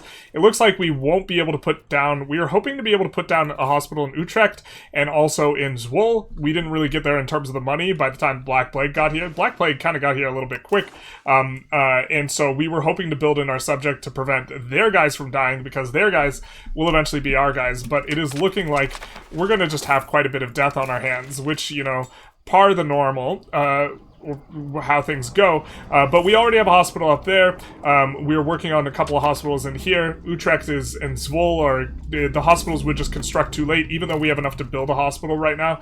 I don't think we would get that finished before... maybe we would get it finished before this. It's a little bit tough to say. Really kind of feels ashamed to just drop 120 on a building that just doesn't do anything, so I think we're going to avoid doing it. But really wishing them the best to, you know, not die. So the last little bits of the Black Plague are leaving our nation, and leaving our nation in shambles to some extent. Something we do have to really kind of be concerned about, though, is when a lot of the peasants get wiped out, the peasants are the ones producing the food. So it's probably, if you're going to have a food apocalypse situation, it's probably going to be after the Black Plague. Now, we don't have enough burgers in a lot of places to employ anything, so we're actually just going to be sitting on our hands for some time in terms of not really building up additional places, not constructing any more pylons. But just to kind of look over the provincial food situation here, you could see how this is starting to become a little bit of an issue. Now, there is a lot of excess food in the Cologne market. It would be a lot better or a lot worse if we were in the Bruges market, but we can see this creeping up where the minus 50 is now really, the minus 50 in a couple spots, no wait, this is one province, really starting to kind of eat into the positive that would be from the Bruges market if we were in it. But in terms of the total net that we have going on here, it is 400, but it's probably going to get a little bit worse, and so we do have to keep an eye on it. We're going to get proactive about it probably pretty soonish here. As soon as we are able to get a territory, actually we just don't have any of these territories. We don't have anything like along the river here once we integrate, because we haven't gone after these guys Gelre yet, or whatever they are titled in this Gelders in this version. So it actually will be a little bit of time. We do have a good food province in Amsterdam, because we can actually build irrigation here. You can build irrigation on a river or by a lake, and there's a lake here, so we can downgrade Amsterdam, but the RP in me doesn't abide by it. But that would be a decent shout, because this is an 8 food RGO, so stacking a bunch of food stuff here in Amsterdam would make some sense, but we'll probably end up building the irrigation at some point anyways. It's good for pop growth because it gives additional population capacity, and it gives food production. In terms of how much food we have going on here, we do have positive food in this area, and a big part of it is probably coming from Amsterdam itself. Actually, just +5, but it is a city, so it's more than paying for itself as a city. So if we maxed out the livestock, we build some irrigation, and then we build some fruit orchards, we might be able to get things going. You can't build any of the sheep farms. These do require rural only, but if the fruit orchards are allowed, we could, you know, push a little bit more food in Amsterdam with this, stacking up where we have percentage modifiers from the irrigation. Alright, so we get another interesting parliament in that we get Dev the Interior, which if we pass it, we get land progress. We actually don't want land progress, we want naval progress, but if we fail it, we get naval progress. So we're going to intentionally fail Dev the Interior for the naval progress. While we are building it, or while it is going through, we do get urban building costs, which normally this is actually really, really good. But one, we aren't really going to benefit too much from urban buildings anyways. We're actually just going to save up for upgrading the cities. And two, this isn't even cheap for us because masonry is currently expensive. If masonry were cheap, we would build a lot on the discount. But as it stands right now, it is not very cheap. And we get a little bit of a better roll here. We don't mind mind going aristocracy right now because we don't already have like progress towards plutocracy. It's not ideal, but we do like getting additional support here. And so I think what we're going to do is we're going to lead off with, actually we're going to wait a little bit for some of this satisfaction to bump up a little bit so that we get more from clicking the agendas here. Alright, so we do decide to give out nobility-controlled serfdom for a little bit more approval from the nobility, also a little bit more max satisfaction, this type of stuff. This will give us a little bit more buffer, it'll be nice, and it'll help us with this current parliament.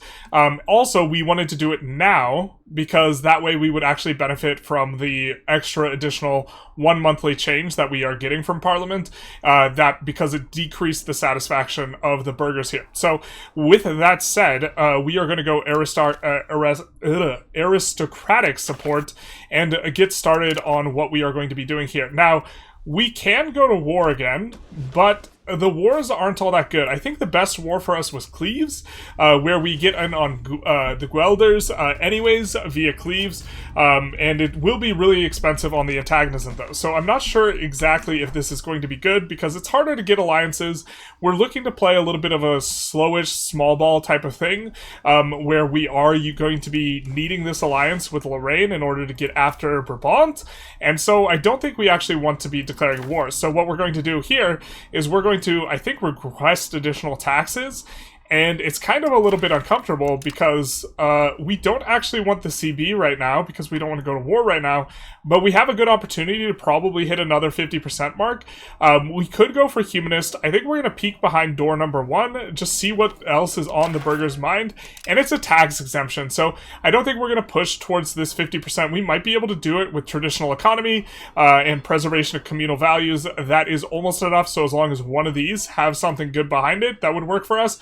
But we don't actually want to pass Dev the Interior, right? Which is kind of a little bit of a non-intuitive thing, and so us not wanting to pass it means that what we could do is we could go after a CB. Actually, we could go after a CB and then just, like, really not take a whole lot of stuff. So maybe we just get a CB to have in the back pocket for Cleves. So let's go for the traditional economy. Let's go for the preservation of the values. Sequencing maybe could be a little bit better here. And then grant a privilege. What privilege are you looking for? Powerful diocese? This is actually one we want to give out anyways. So we'll click up on that, and we will have decent satisfaction, and we will go for a casus belli on Cleves here. That way we can get after them. The one thing, maybe these guys have a better kind of war. This actually is better. This is going after, like, everyone we kind of want to go after. So we'll get the CB on them. They don't like us very much anyways, and so this is going to be kind of nice for us. Maybe we use it, maybe we don't, but we have it, and it was kind of relatively inexpensive for us to get. Actually, you know what? We should have changed the law. Son of a bizzle. Okay, we didn't change the law, but that's how we should have used that, because we didn't even really want the CB that badly anyways. Also, with our buildings, realized these guys, they employ clerics, right?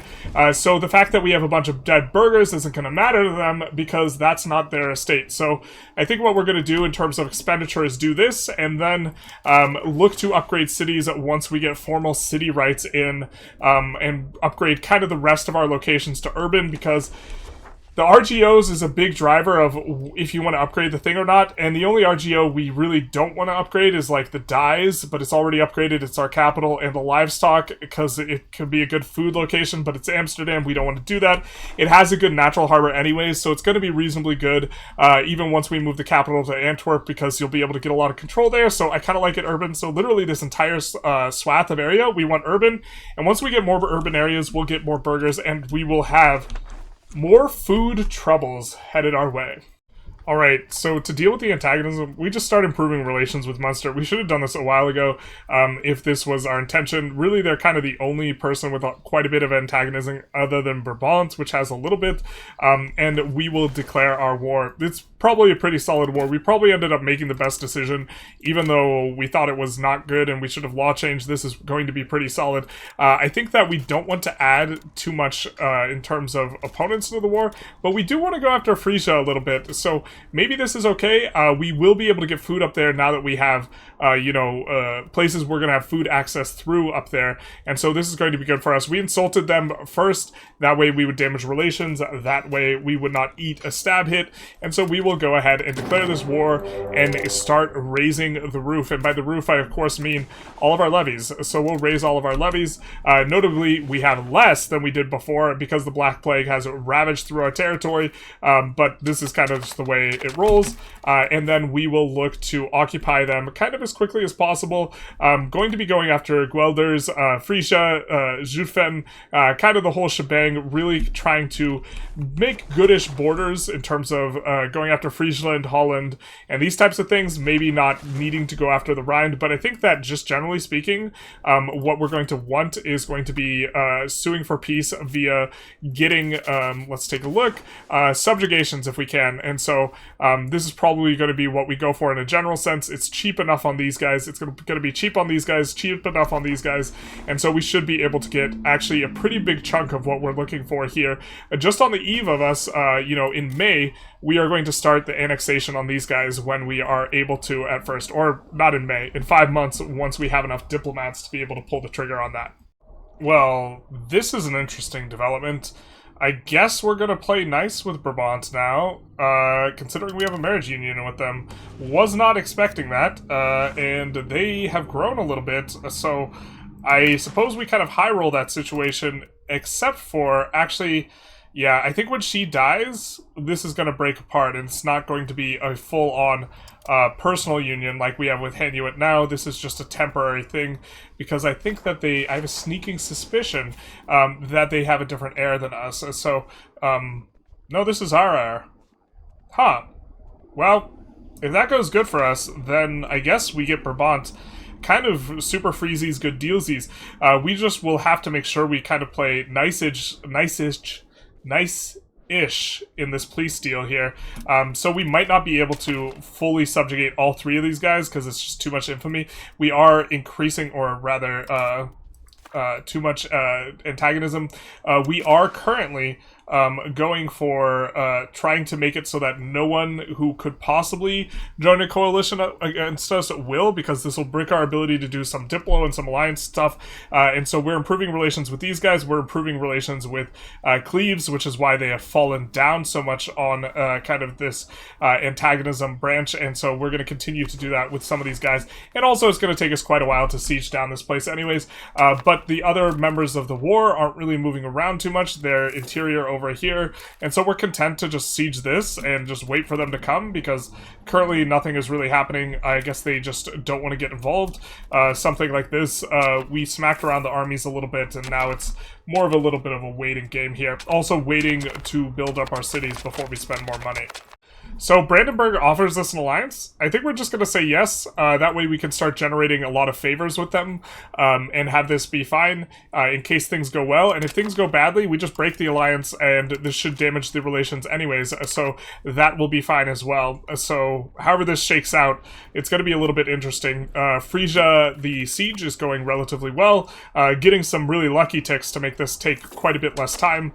We might even fight and siege out the other guys too, just because we kind of can, and because we're waiting on the antagonism a little bit. One problem, though, with us accepting this alliance is that alliance was a little bit expensive, but I think we kind of want a little bit of Diplo anyways here, so we're going to up the spending there. That will eat into our margin, but we're not really spending gold that quickly right now, so it's not really eating too much into our opportunity cost, considering we're waiting on the city rights here, and the fact that we don't really have the burghers to employ up any other type of building, so building them doesn't really help us out that much. After a bit of thinking, I think we just want to take these guys as subjects right now and then just kind of chill, because we don't want them to get into some sort of weird hugbox with someone big like Bohemia or France. Just kind of thinking through it a little bit, it is going to give us a coalition, but the coalition currently, as it stands, is just with a whole bunch of like counties that we're not really frightened of, and people who can't join because they will be our subjects, so they will be ineligible and stuff like this. And so I think we're just going to go for war reparations on kind of the remainder of these guys. We did subjugate Friesland up here, but this is going to put us in a reasonably good spot, except for we won't be making very much money. The reason we won't be making very much money is because this is a lot of pressure on us in terms of creating subjects, and so we are going to have to pay quite a lot for our Diplo slider now. We do want to annex this guy reasonably quick, so we will use that slider there. And you can see all the people who are going to be joining in on us. We do, of course, have the improved Diplo rep and the max slider on diplomacy to make this as cheap on the antagonism as possible for ourselves. But we're going to go for this here, and we are going to subjugate. And that'll be our war. We could have gone for additional stuff on these guys on the outside. I think that we like just kind of going for these borders here, for like reasonably good borders for the Netherlands here. These guy is not quite done incorporating, but he's going to finish incorporating before we finish annexing him. Kind of just by this what the hairs on his chin, chinny chin chin. But this is. We're in pretty good shape to form the Netherlands relatively soon here, even if we don't go after Brabant, or we aren't able to annex Brabant through this marriage union here. So, in any case, they can't join a coalition against us, I think, as a consequence of that marriage union, and also our alliance, so we don't really have any enemies, considering the one big person, Munster, we're improving relations with.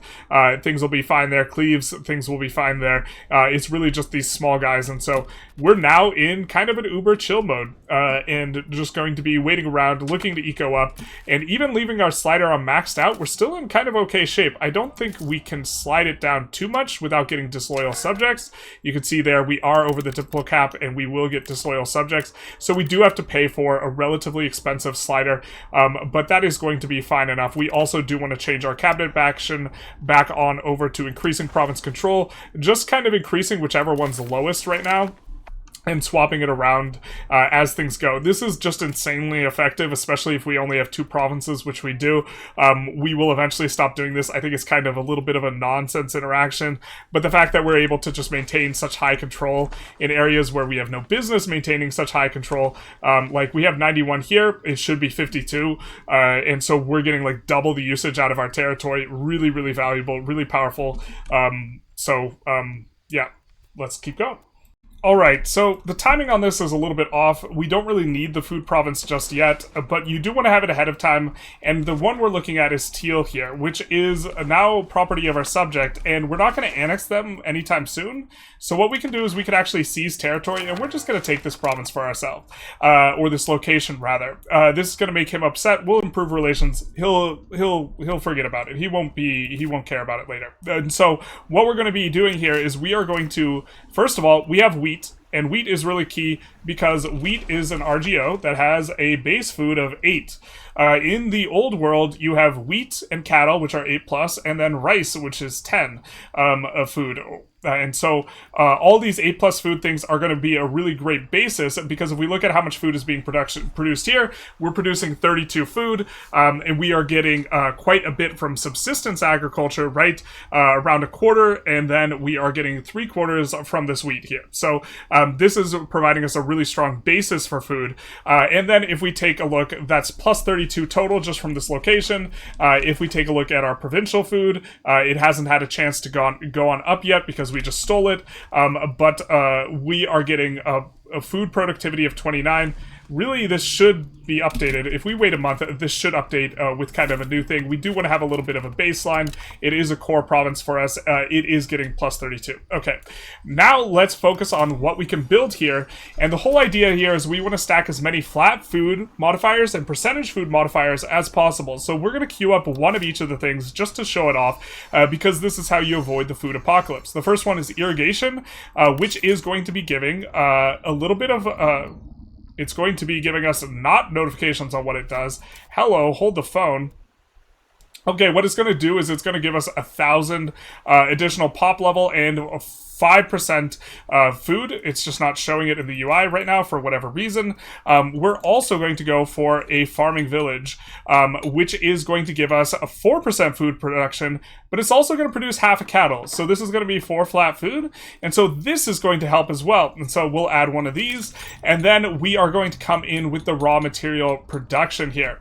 Let's come through this menu, and to do it, and we will see that we have sheep farms, right?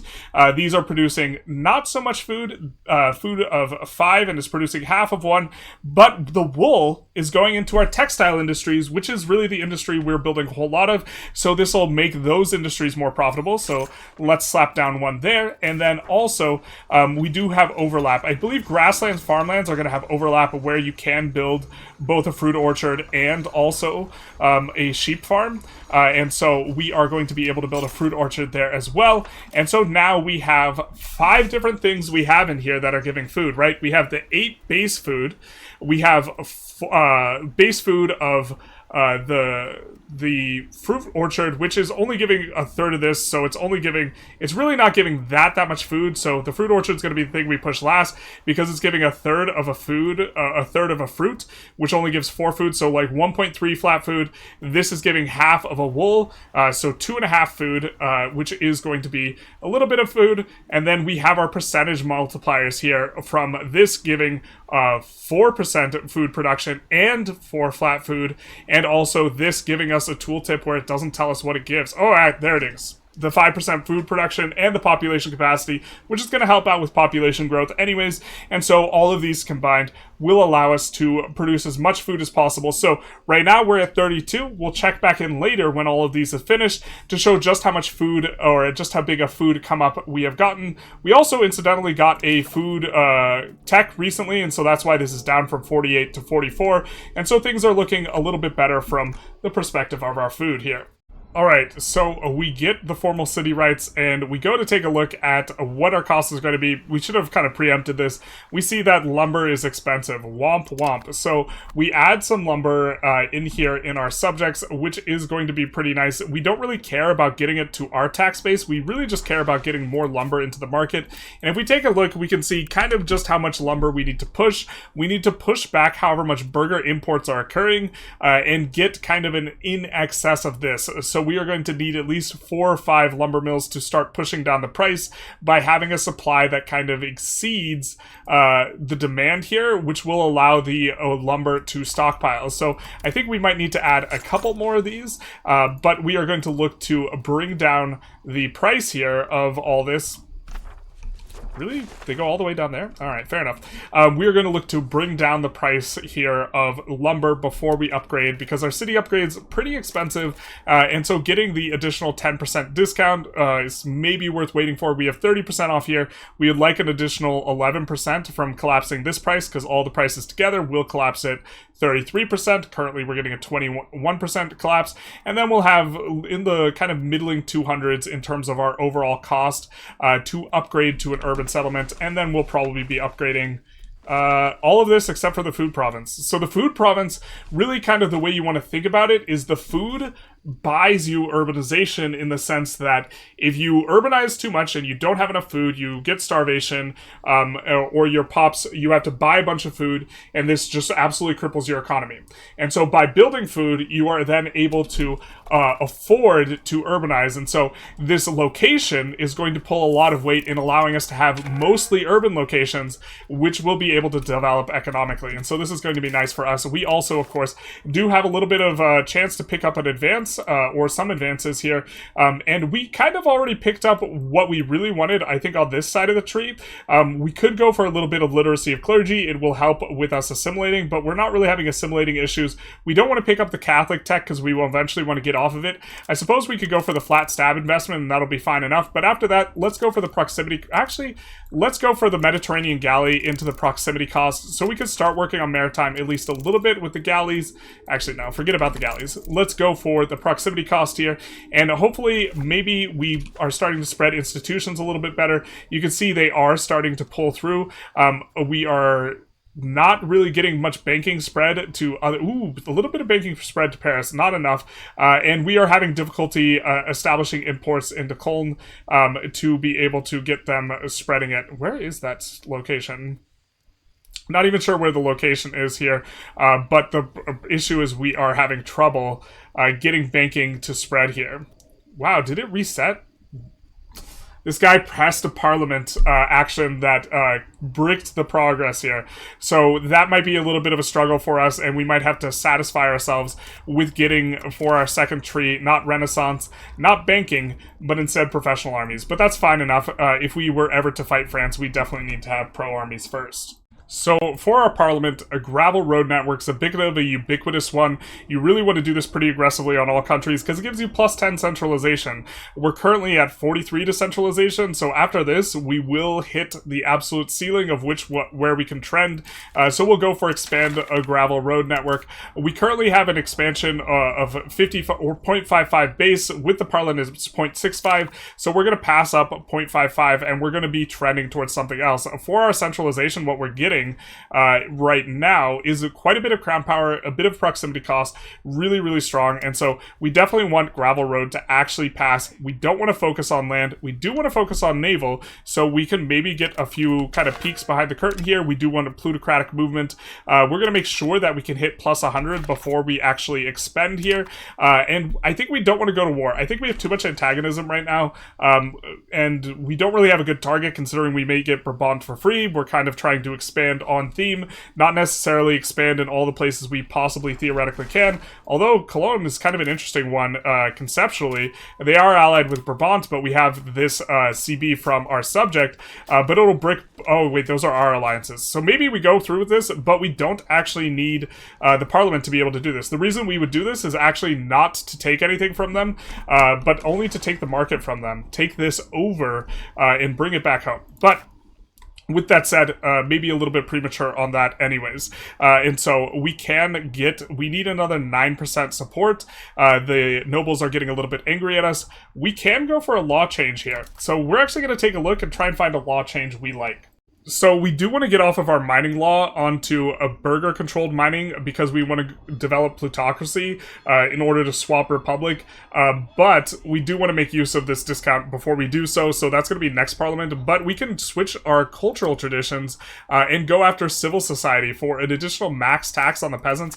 Very, very nice for that one. And so we will go for the parliament for ask for law change, and we will look to change it up for going on to that law there. We will swap, and there's a civil society for us. Also give us progress towards conciliatory, which I think is a little bit better unless we're really looking to map paint hyper aggressively, which we're not. And now we just need a little bit extra support. We'll click through to it. And hey, we want to push plutocracy anyways. That's a pretty strong bump towards plutocracy. But unfortunately, we're going to end up trending back towards aristocracy anyways, except... we might start using our cabinet action to push this. So we'll do that as well. A little bit of excess, and now we have a good buffer. Our nobles are pretty upset, so we'll try not to click any more buttons into this parliament because we do want to actually pass this debate here. But it is also going to discount roads. So even though wood is expensive, I think that these roads will still be cheap enough that we maybe want to push a couple more roads in here. We can take a look at the discount. We see that we are getting... or we don't see because our head is blocking the view, but we can see that we will be getting all the discounts except for the one from the lumber, and so we'll be getting a 22% discount, but then gravel road an additional 20, and so it comes out to being worth it. And so we will, from the capital, draw our way through our subject's territory. We'll even connect our subject up because we are going to be planning on annexing them later. And I think what we're going to do is we are going to do a little bit over here as well, where we want... There's a development growth modifier. Here, if we open the dev map mode, we can see that there's a development growth modifier of 25% for having a road. So we actually just want these locations to have a road. So what we're going to do is we're going to connect them up. They're not going to need to go anywhere. We're going to pay kind of like a discounted cost on the roads, but just look to get them so they're actually deving up a little bit. And do that in a couple of spots here. We'll put the fiber crops in onto the... Where should this go? This actually probably will connect up eventually, so let's maybe connect it up there. Just pay for a few extra, keep a little bit behind to pay for cities, but get that development growth ongoing, because 25% is quite a bit, really helps to overcome the malus from the wetlands, mathematically speaking, that 25% is a whole lot more valuable when we are already suffering a malus of 30%, right? Because if we're at 75%, what 25% represents to us is actually more like a 35% increase rather than a 25% increase in terms of how the math shakes out. And so that'll be nice for us. It looks like we do need to move over our cabinet action because we are maxed out over there as well. And we are going to move that over, increase province control up in the north. We are going to ignore this location, especially because we don't really need the tax base of the food. We just want the food from the food. We can see that one building is completed and we're getting to +4 food from our baseline, and we will continue to grow higher. So the Black Death situation ends, and we only lost about a quarter of our pops, which is a pretty good performance. Teal is coming up quite quickly, but part of this is that we are getting rid of this negative prosperity. We have a cabinet action on it to get rid of it quicker, and so that is going to be a little bit of a confound looking at the food differential that we have here. We don't really mind if they gain a little bit of liberty desire, but we don't have any prestige, so losing more prestige doesn't do anything. And so this will kind of fudge things up a little bit, but we will still be gaining more and more food here. And especially now that we have basically none of this modifier, we are at 56 right now. So that's kind of our new baseline as some of these buildings start to complete here. So we are pretty far over our Diplo capacity now. So this is the way in which we are kind of getting pushed back in terms of our relatively rapid kind of progress here. And so, especially because we're not actually taking territory directly ourselves, this is going to be a little bit uncomfortable. So we've swapped up what we're researching, and we're going to be going for a 20% dip cap kind of here coming up. Also, as we expand out our economy, these things will get less pressured because we will reduce the cost of all of our vassals. But right now, do have a little bit of a struggle. Starting to be able to build burger buildings again, which is kind of nice here, that we could afford to have enough pop promotions to go for this type of thing, though. And so we are going to be building more marketplaces, things like this, as we try and figure out a way to collapse the price. But maybe this is just we're biting off more than we can chew here, trying to collapse the price of wood. Actually, no, we finally made it.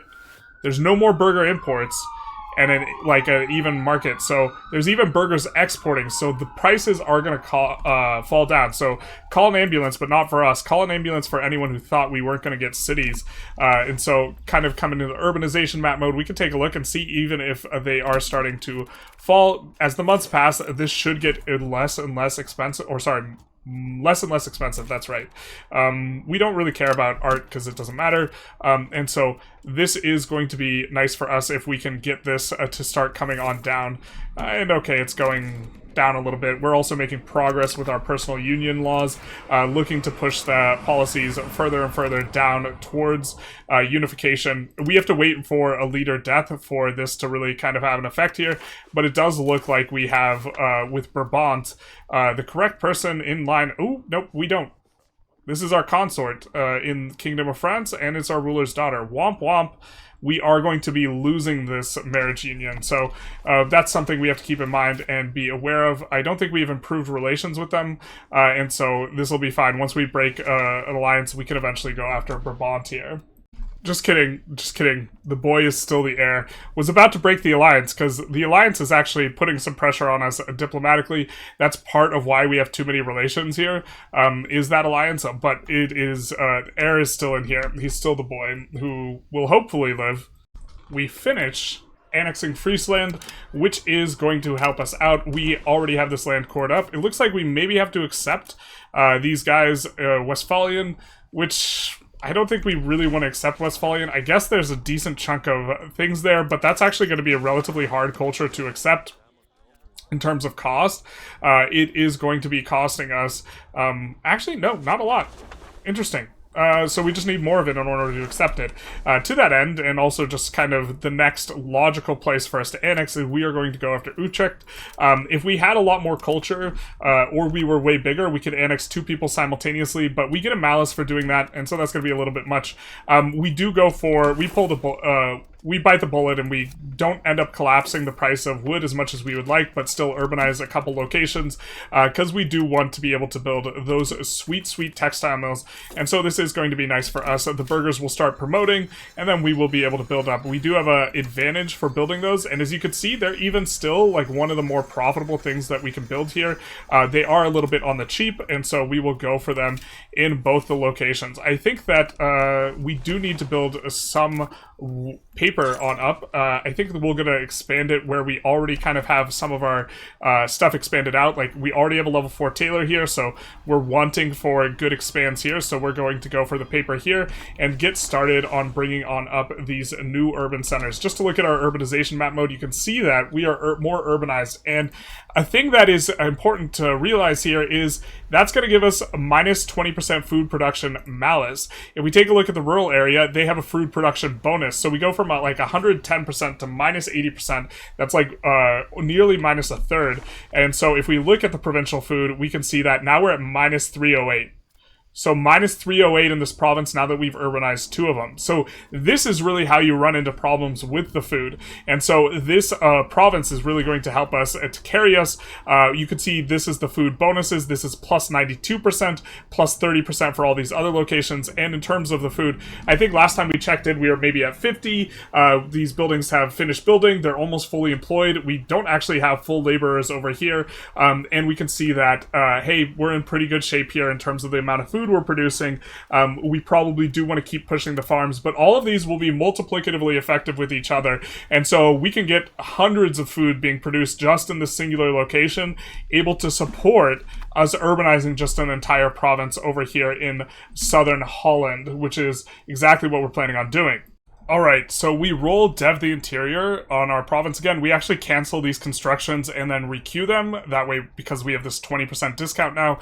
And now we are going to swap off of the mining operations here in order to allow us to start pushing plutocracy, which is going to be nice. We do get kind of blocked by this tax exemption. We could go tax exemption and to request additional taxes, but I think that we're going to kind of end the parliament here. We're going to get a little bit of progress towards naval, and we are, now that we've gotten rid of some of the plutocracy trend with that law change, what is going to happen, or we will get an additional plutocracy trend once the law is finished putting in of 0.1. We really do need to find more spots. Central Council, a little bit annoying and kind of hurting us here, and we do have a lot of privileges that are hurting us, and so maybe what we even need to do is we maybe need to get rid of some of these, or one of these privileges. These ones are like relatively benign privileges. I suppose this one, I think it actually blocks a decent privilege, so we could look about getting rid of that, but we have to have quite a lot of stab to get rid of a noble privilege, generally speaking, because this revoke is very expensive. I don't think we have any more plutocracy that we can slot in terms of trend, so actually we do have one friend. We have one friend and ally, which is, this is not really something that we're that keen on anyways here. It gives us a little bit of traditional economy trend, and we can go for plutocratic ethos, which incidentally would have helped us with this parliament, but with this, it'll also reduce our aggressive expansion, but give us a plutocracy trend, and so relative to where we are right now in terms of our values, we're going to be getting around 2 trends to plutocracy, which isn't quite enough to be on the right side of things, but we have this cabinet action that we decided to switch to the stabilizing the country. Now I think we can come back in and start pushing again the change societal values. We maybe would want to get a more skilled member specifically for pushing values, but we do want to keep this guy around because he is giving us a bit more crown power. So what we are going to do is we are going to change societal values, and we are going to start pushing towards plutocracy. And it'll take a little while for those other things to ramp up, but once they do, we will be having a positive trend towards plutocracy, and this will make the nobles weaker. Once the nobles are nice and weak, it will be cheaper for us to de-slot one of their privileges, and so we can maybe get this for somewhere around 50 or 60 instead of minus 80, and if we're doing it for that amount, I think that would be much more comfortable for us to pull one of these. I'm not sure exactly which one we pull. I think it might be this one. It's only 0.05 though, but the other aristocracy ones that we have are reasonably good. I guess right to inherit is maybe pullable because it's giving 0.1 trend, and we really want to get a big fat plutocracy trend. Really, really big, because we have to get up to 95, which is like a big ask in order to swap Republic. But this is a long-term kind of idea here because this is a requirement. And they have to have enough state power, but that's not going to be a problem whatsoever. But it is going to be entirely that this 95 is going to really be the crux of the issue here. These other requirements are going to be easy, but the 95 is going to be difficult. So we helped Brabant out with this huge war, which we're kind of okay with them just grabbing a bunch of territory at this point, just eating up a big chunk of Luxembourg, because we're expecting things to go well. If things go bad, though, this just made them a lot stronger. But we also have a ton of curry favors with them, or a ton of favors with them, and we can't improve their opinion of our culture, because their culture is our culture. So this isn't going to work out for us. They're low Franconian, we're low Franconian, but what we can do is we can ask them for money, and boy oh boy, is this a strong interaction. This is quite a lot of money relative to both of our incomes right now. It does scale with income, and so this is going to be the interaction we generally are using, and it's also going to keep them weak in case we do need to fight them just by siphoning off money, kind of putting them into loan situations, this type of thing, and then if we're going to annex them, we're going to annex them. So here is the marriage union that we have going on that we are hoping turns into a full-blown personal union like what we have with Hanuit. As we try and push these policies, we do have to push all the way down. It does take a few decades. You can see 50 years, and so this is really more of a long-term thing that we have going on, but we are well set up for it as long as no funny business with the personal unions, which, to be fair, happens a reasonable amount of the time. So, regarding proximity, we are using naval to get the proximity up here, and since we don't have very much maritime presence, it is not working out to that well. So, looking at one of these segments, these travel segment, or I guess this is the only travel segment that we have going through naval. If we get 100 proximity, or 100 maritime rather, this is going to end up costing around 5 for us to travel through instead of 21. And this is something we can do once we get banking and barks and we can afford ships and this type of thing. And so this is something we're looking forward to, but also as we get development in our the location we're coming out from, this will help us a little bit, but it'll only give us minus 20%. What we need is a better natural harbor for our capitals. So eventually we're going to need to move capitals here to someplace else. Antwerp is where we want, because this has a natural harbor suitability 80. So instead of it costing, you know, what is this, 35 to enter, it's going to cost us 0. And so this is going to be a much better capital for this type of thing. Also, we need harbor capacity in places we're entering, because this also decreases the cost to enter, which is another 40. And so we have a little bit of harbor capacity here, partially because it has a natural harbor, and then partially because we do have in here a wharf, which is increasing, if I'm not mistaken, a little bit of harbor capacity. So that is helping out quite a bit. We're going to have a lot of naval infrastructure. We're actually in pretty good area for having a lot of naval infrastructure once we go on to Antwerp. It's just we either want to move the capital to Amsterdam now, or we want to move the capital to Antwerp later. I think we're going to save for Antwerp later, but you can see that we don't quite have the means to really progress this proximity along the coast, but eventually this is something that we strive to. It's also why we took some time to push up naval values. I don't think we really discussed it, but we pushed up naval values with our cabinet action before we started to get on to pushing plutocracy, which is what we are doing with our cabinet action pushing values now. We have been pushing books a little bit, and so we are going to be able to build libraries. These are also going to come in quite nice because we are struggling with our pop promotion speed. The base promotion speed is going to be 10. Plenty of opportunities giving an additional +4 in this location for us, but the library itself is going to give an additional 10, so this is going to be nice. It's going to help us grow institutions. We're not making too much progress on that front, and it's going to give us cultural influence, which will help for annexation, although we are kind of cruising on the annexations because this is actually actually our primary culture, so it is going to work a little bit better for us there. So I think we're just going to add as many libraries as we can. We probably should have started building these earlier. We're starting off in places where we have qualification issues and then kind of ending up on the capital, but this is going to, since this is a majority of our pops here, this is going to really increase our literacy rate, which is going to increase our research rate. So that's going to be nice. It's also going to increase demand for books because these libraries have a maintenance cost that involves paper and books. So this also gives us more opportunities for profitable buildings.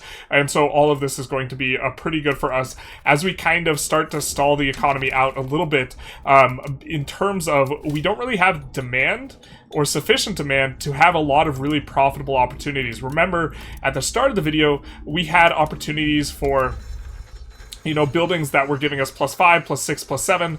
We see that our profitable buildings are stuff like the Scriptorium and the Tailors Guild, but these are already fully expanded, and so we have opportunities in the Spinners Guild a little bit, and then the Paper Makers Guild, but that's like half a ducat, and so really our money's not going anywhere near as far as it was before. We have gotten the wood price to collapse a few times though, so now we can expand our GOs, which is quite nice, for just getting the discounted price, so we've done that a little bit. But in truth, we don't really have very good RGOs. We have kind of the middling salt. Salt is worth expanding, and this is fine. The dyes are already fully expanded, and so this is all kind of okay. We've been expanding the wheat a little bit. Update, it did hit 100 food, and so things are progressing quite nicely there. But we are running out of profitable kind of opportunities again for our expenditures here as we kind of move along here. We're definitely going to go for the stab, and we're just mainly waiting on the annexations. We thought about fighting Cologne, but kind of don't want to take the stab hit just to take over the market, and then also just have a weird market, and don't want them to see us a 20 stab hit because we have really good relations, and we don't want too funny of things to happen with the market, although we have a sneaking suspicion they keep on breaking the banking progress. It's up to 5%, but if they click the wrong parliament button, it's gonna be unfortunate for us. It is nice that we are going to start spreading this pretty soon here. In fact, is that spreading to us now? No, that's in Brabant, but Brabant is friendly with us, and so they will spread professional armies to us, and I think that we can even see it's starting to spread to us now from nearby locations where owner has positive opinion, and a little bit from nearby locations. This is going to allow us to kind of have professional armies as an eventual outlet. We also see that the annexation has gotten bricked. Oh, it's bricked by the Civil War. That's going to get handled relatively quickly, so that's fine. So for tech, we are going to come back into Age 1, go for the institution growth because institutions are starting to get close to us, go for the RGO size in rural as well, because that will be quite nice. We had just unlocked the boats, so we are upgrading the boats that we had. We had added a few more in terms of the Mediterranean galley, and now we're kind of in a little bit of a spot where the marginal things that we have to get aren't really that great. I think we're going to go for the legislative efficiency down there for a little bit of a decreased antagonism cost, although we're not going for a war in the immediate future. This just does seem to be the best thing that we have available. We wouldn't mind some construction speed, this type of thing, so that should be good enough. And prosperity recovery is nice to have. It will recover you back to 0, but 0.5 is a lot, and so having one source of that, it's fairly solid, and we'll want it eventually. I think literacy of nobles would probably be pretty good. Actually, we're going to go... expected cost of court's good, but we're going to swap off of Catholic, so it'll get bricked. But noble estate satisfaction is actually not too bad, so we're going to go that first instead, and then go into the legislative efficiency. You can see that we have built some more boats. The reason why is we do want to push the maritime with the boats, and if we look at proximity, you can see that this place has a much cheaper segment because it has a ton of harbor capacity, so a lot of places will link up. This will be kind of a little bit more of a hub, and we're coming up pretty quickly on forming the Netherlands, because as soon as we finish this annexation, we'll be able to do that. So we got just 1 month here. We're going to peel the month before our parliament because we care about forming the Netherlands right here. That will be the annexation for us. This will be the selling of indulgences, a shout out to the church. And with that, we will have a bunch of new cores. We could see all of this is integrated, although we do have to accept this culture. So why don't we do that as well? We will come in and accept the Westphalian. We can't accept Westphalian culture. Womp womp. We lack the prestige. Prestige has been a bit of a problem for us. It it is preventing us from progressing our union thing. We don't have a very good way of getting it, but we can now form the Netherlands, because you only need like 20-something locations. 28, we are now up to 30. They could be any of the locations in here. You can see that's quite a broad swath of them, and so we will form the Netherlands here. So now we're the Netherlands. Nice tag. Nice orange. Orangish brown. That's not as orange as we were before. That's a different shade of orange, but okay, fair enough. A little bit more mustardy? Okay, but we have a parliament here awaiting as well. We do see expand gravel road network, which is probably going to be the best one we could get for. We do want to get the +10 towards centralization, but what we'll do here is currently we're trending 46 towards centralization. After we call this, oh, we're still trending 46 towards centralization. Is this including it? Parliament and capital, it is. I was thinking we were going to put in a cabinet action there to make a little bit more progress, but we do want this to pass, and so we will be, you know, kind of clicking buttons such that it passes. We don't want to give a tax exemption, lessen levies. Do we mind granting this privilege, religious administration? This isn't too bad a one, so we'll go for additional taxes, which will be nice. We'll lessen the levy obligation because we're not planning on fighting, and now we have a little bit of a kind of squeeze, but we could go for feudal administration, which in the administrative system, this is giving us push towards aristocracy. And so this is not insane, considering we already have enough centralization, and this would also push us across the finish line here without us needing to push traditional economy and maybe, like, having some issues. I think we were going to swap this anyways, so this is kind of nice. So we will go for this. And with that, we will now have a trend of plutocracy 0.24, and so we are starting to get quite a bit coming up. And it's really important to understand how aristocracy and plutocracy work. What this is this is not just +10 nobles, this is like per 1,000. And so this really scales up the amount of nobles you have a lot, which informs their power and makes them a lot more powerful. And on the other side of things, we have the burghers on plutocracy, which will effectively dilute the nobles' power. So as this 24 comes on up, we will get a much cheaper price on revoking the privilege. Currently it's 77, which is, it's kind of expensive. Once we get it down to around 50, and we have around +20 stab, then we'll start revoking some of these that are giving progress towards aristocracy, which will allow us to push the plutocracy even more. So this is going to be quite nice for us as well here. So we're going to just kind of continue on our way. We have a couple subjects we want to annex. We want to annex this guy, but I do believe we can start, actually. We couldn't start the other time before earlier because of the relationships hit, and so we have some territory stuff to do.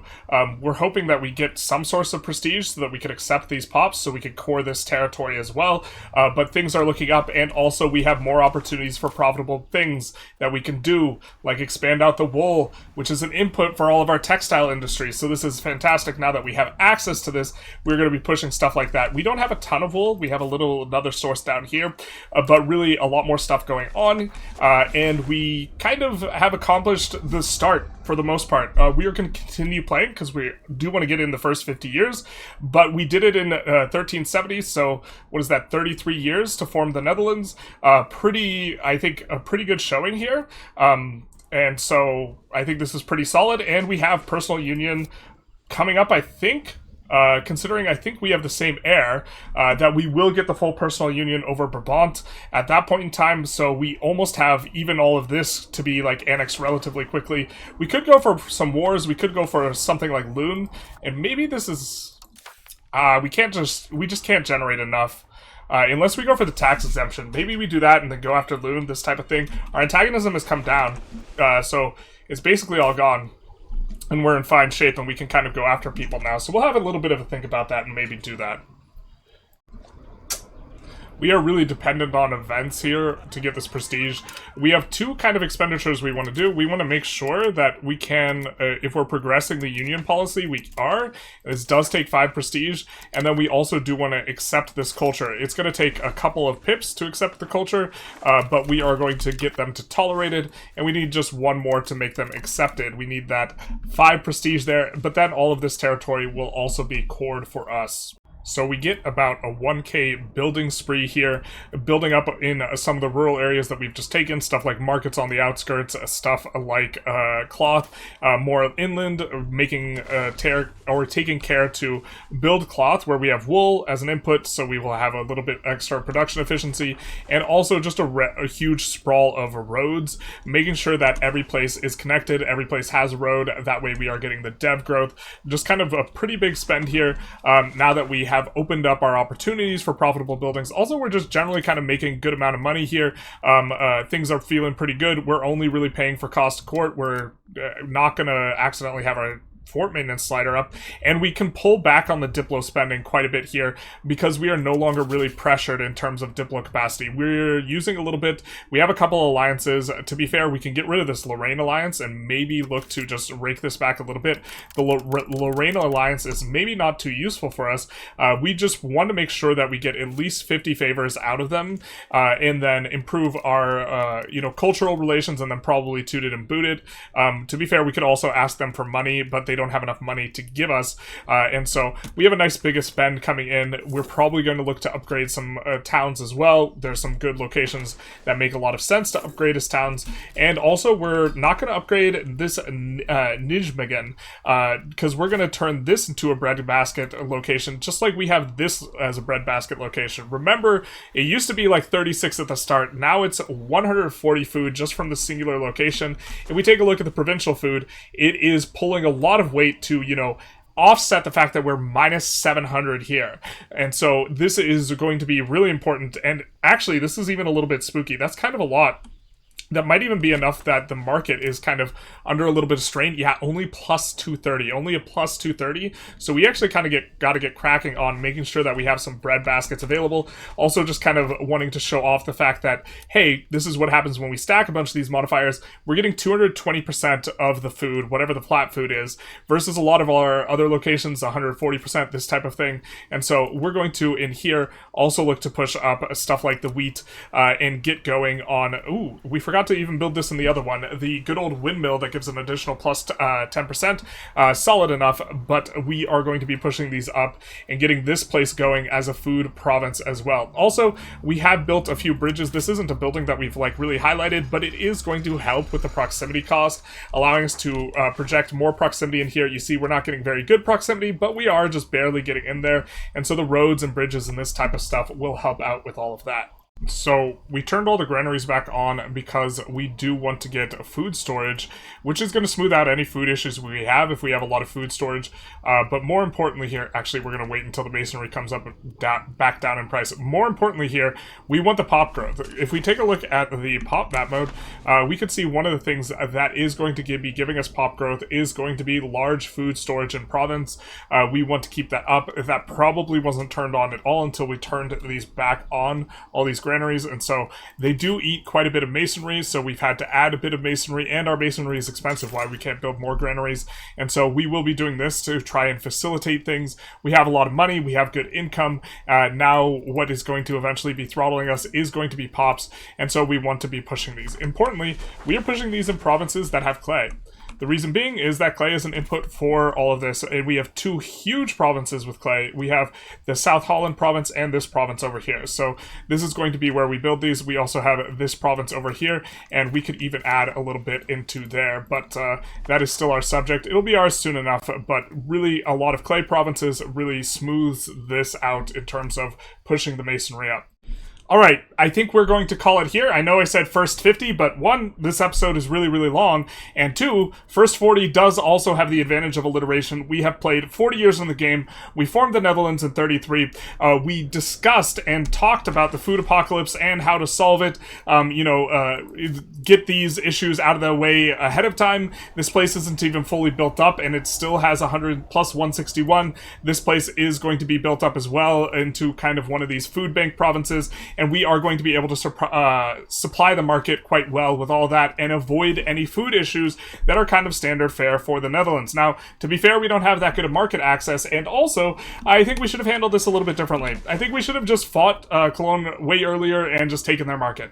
The reason being is we are having difficulty getting the institutions. I don't think we're going to have to idle our tech, but I do think we're going to get the institutions later than we would prefer, and a big reason why is they are, with their parliament, containing these institutions, and so they keep getting progress over the course of like several years. They'll get to 5 or 10%, and then they just squash it because they click the contain the institution, which decreases it in one area. It wouldn't be that bad if they had like what we have here with regards to professional armies, where it's spreading in a bunch of locations, and stomping on 2 locations isn't too bad, but when it's spreading here, that is a bit of an issue. We've been trying to pull it. We've been pulling banking from this area here because it has spread to Nuremberg, but it is an adjustment we would make is we would fight them and we would use the war goal, or not the war goal, but we would use, when piecing them out, one of the options to take control of the market and then probably put it into Dordrecht, which is going to be kind of the second best market location after Antwerp, and probably better for us early on here with our overall strategy. And so this is an adjustment I would definitely make. So if you like this video, please feel free to like, comment, subscribe, hit the notification bell. Also, our code is still live for signing up or buying EU5. So if you knew you wanted to pay for it, you knew you wanted to pay full price, you can order using our code. It will not give you a discount. That is code generalist in all caps, but it will send 12% of the sale our way. And this is the cheapest way to support the channel because it's the same price, at least in USD. If you are not in US dollars, check and cross-check between Steam and the official web store, because it might be a little bit different, and you will be emailed a code. With that said, I hope you guys enjoyed. I think I already said that, and have a good one. Bye-bye now.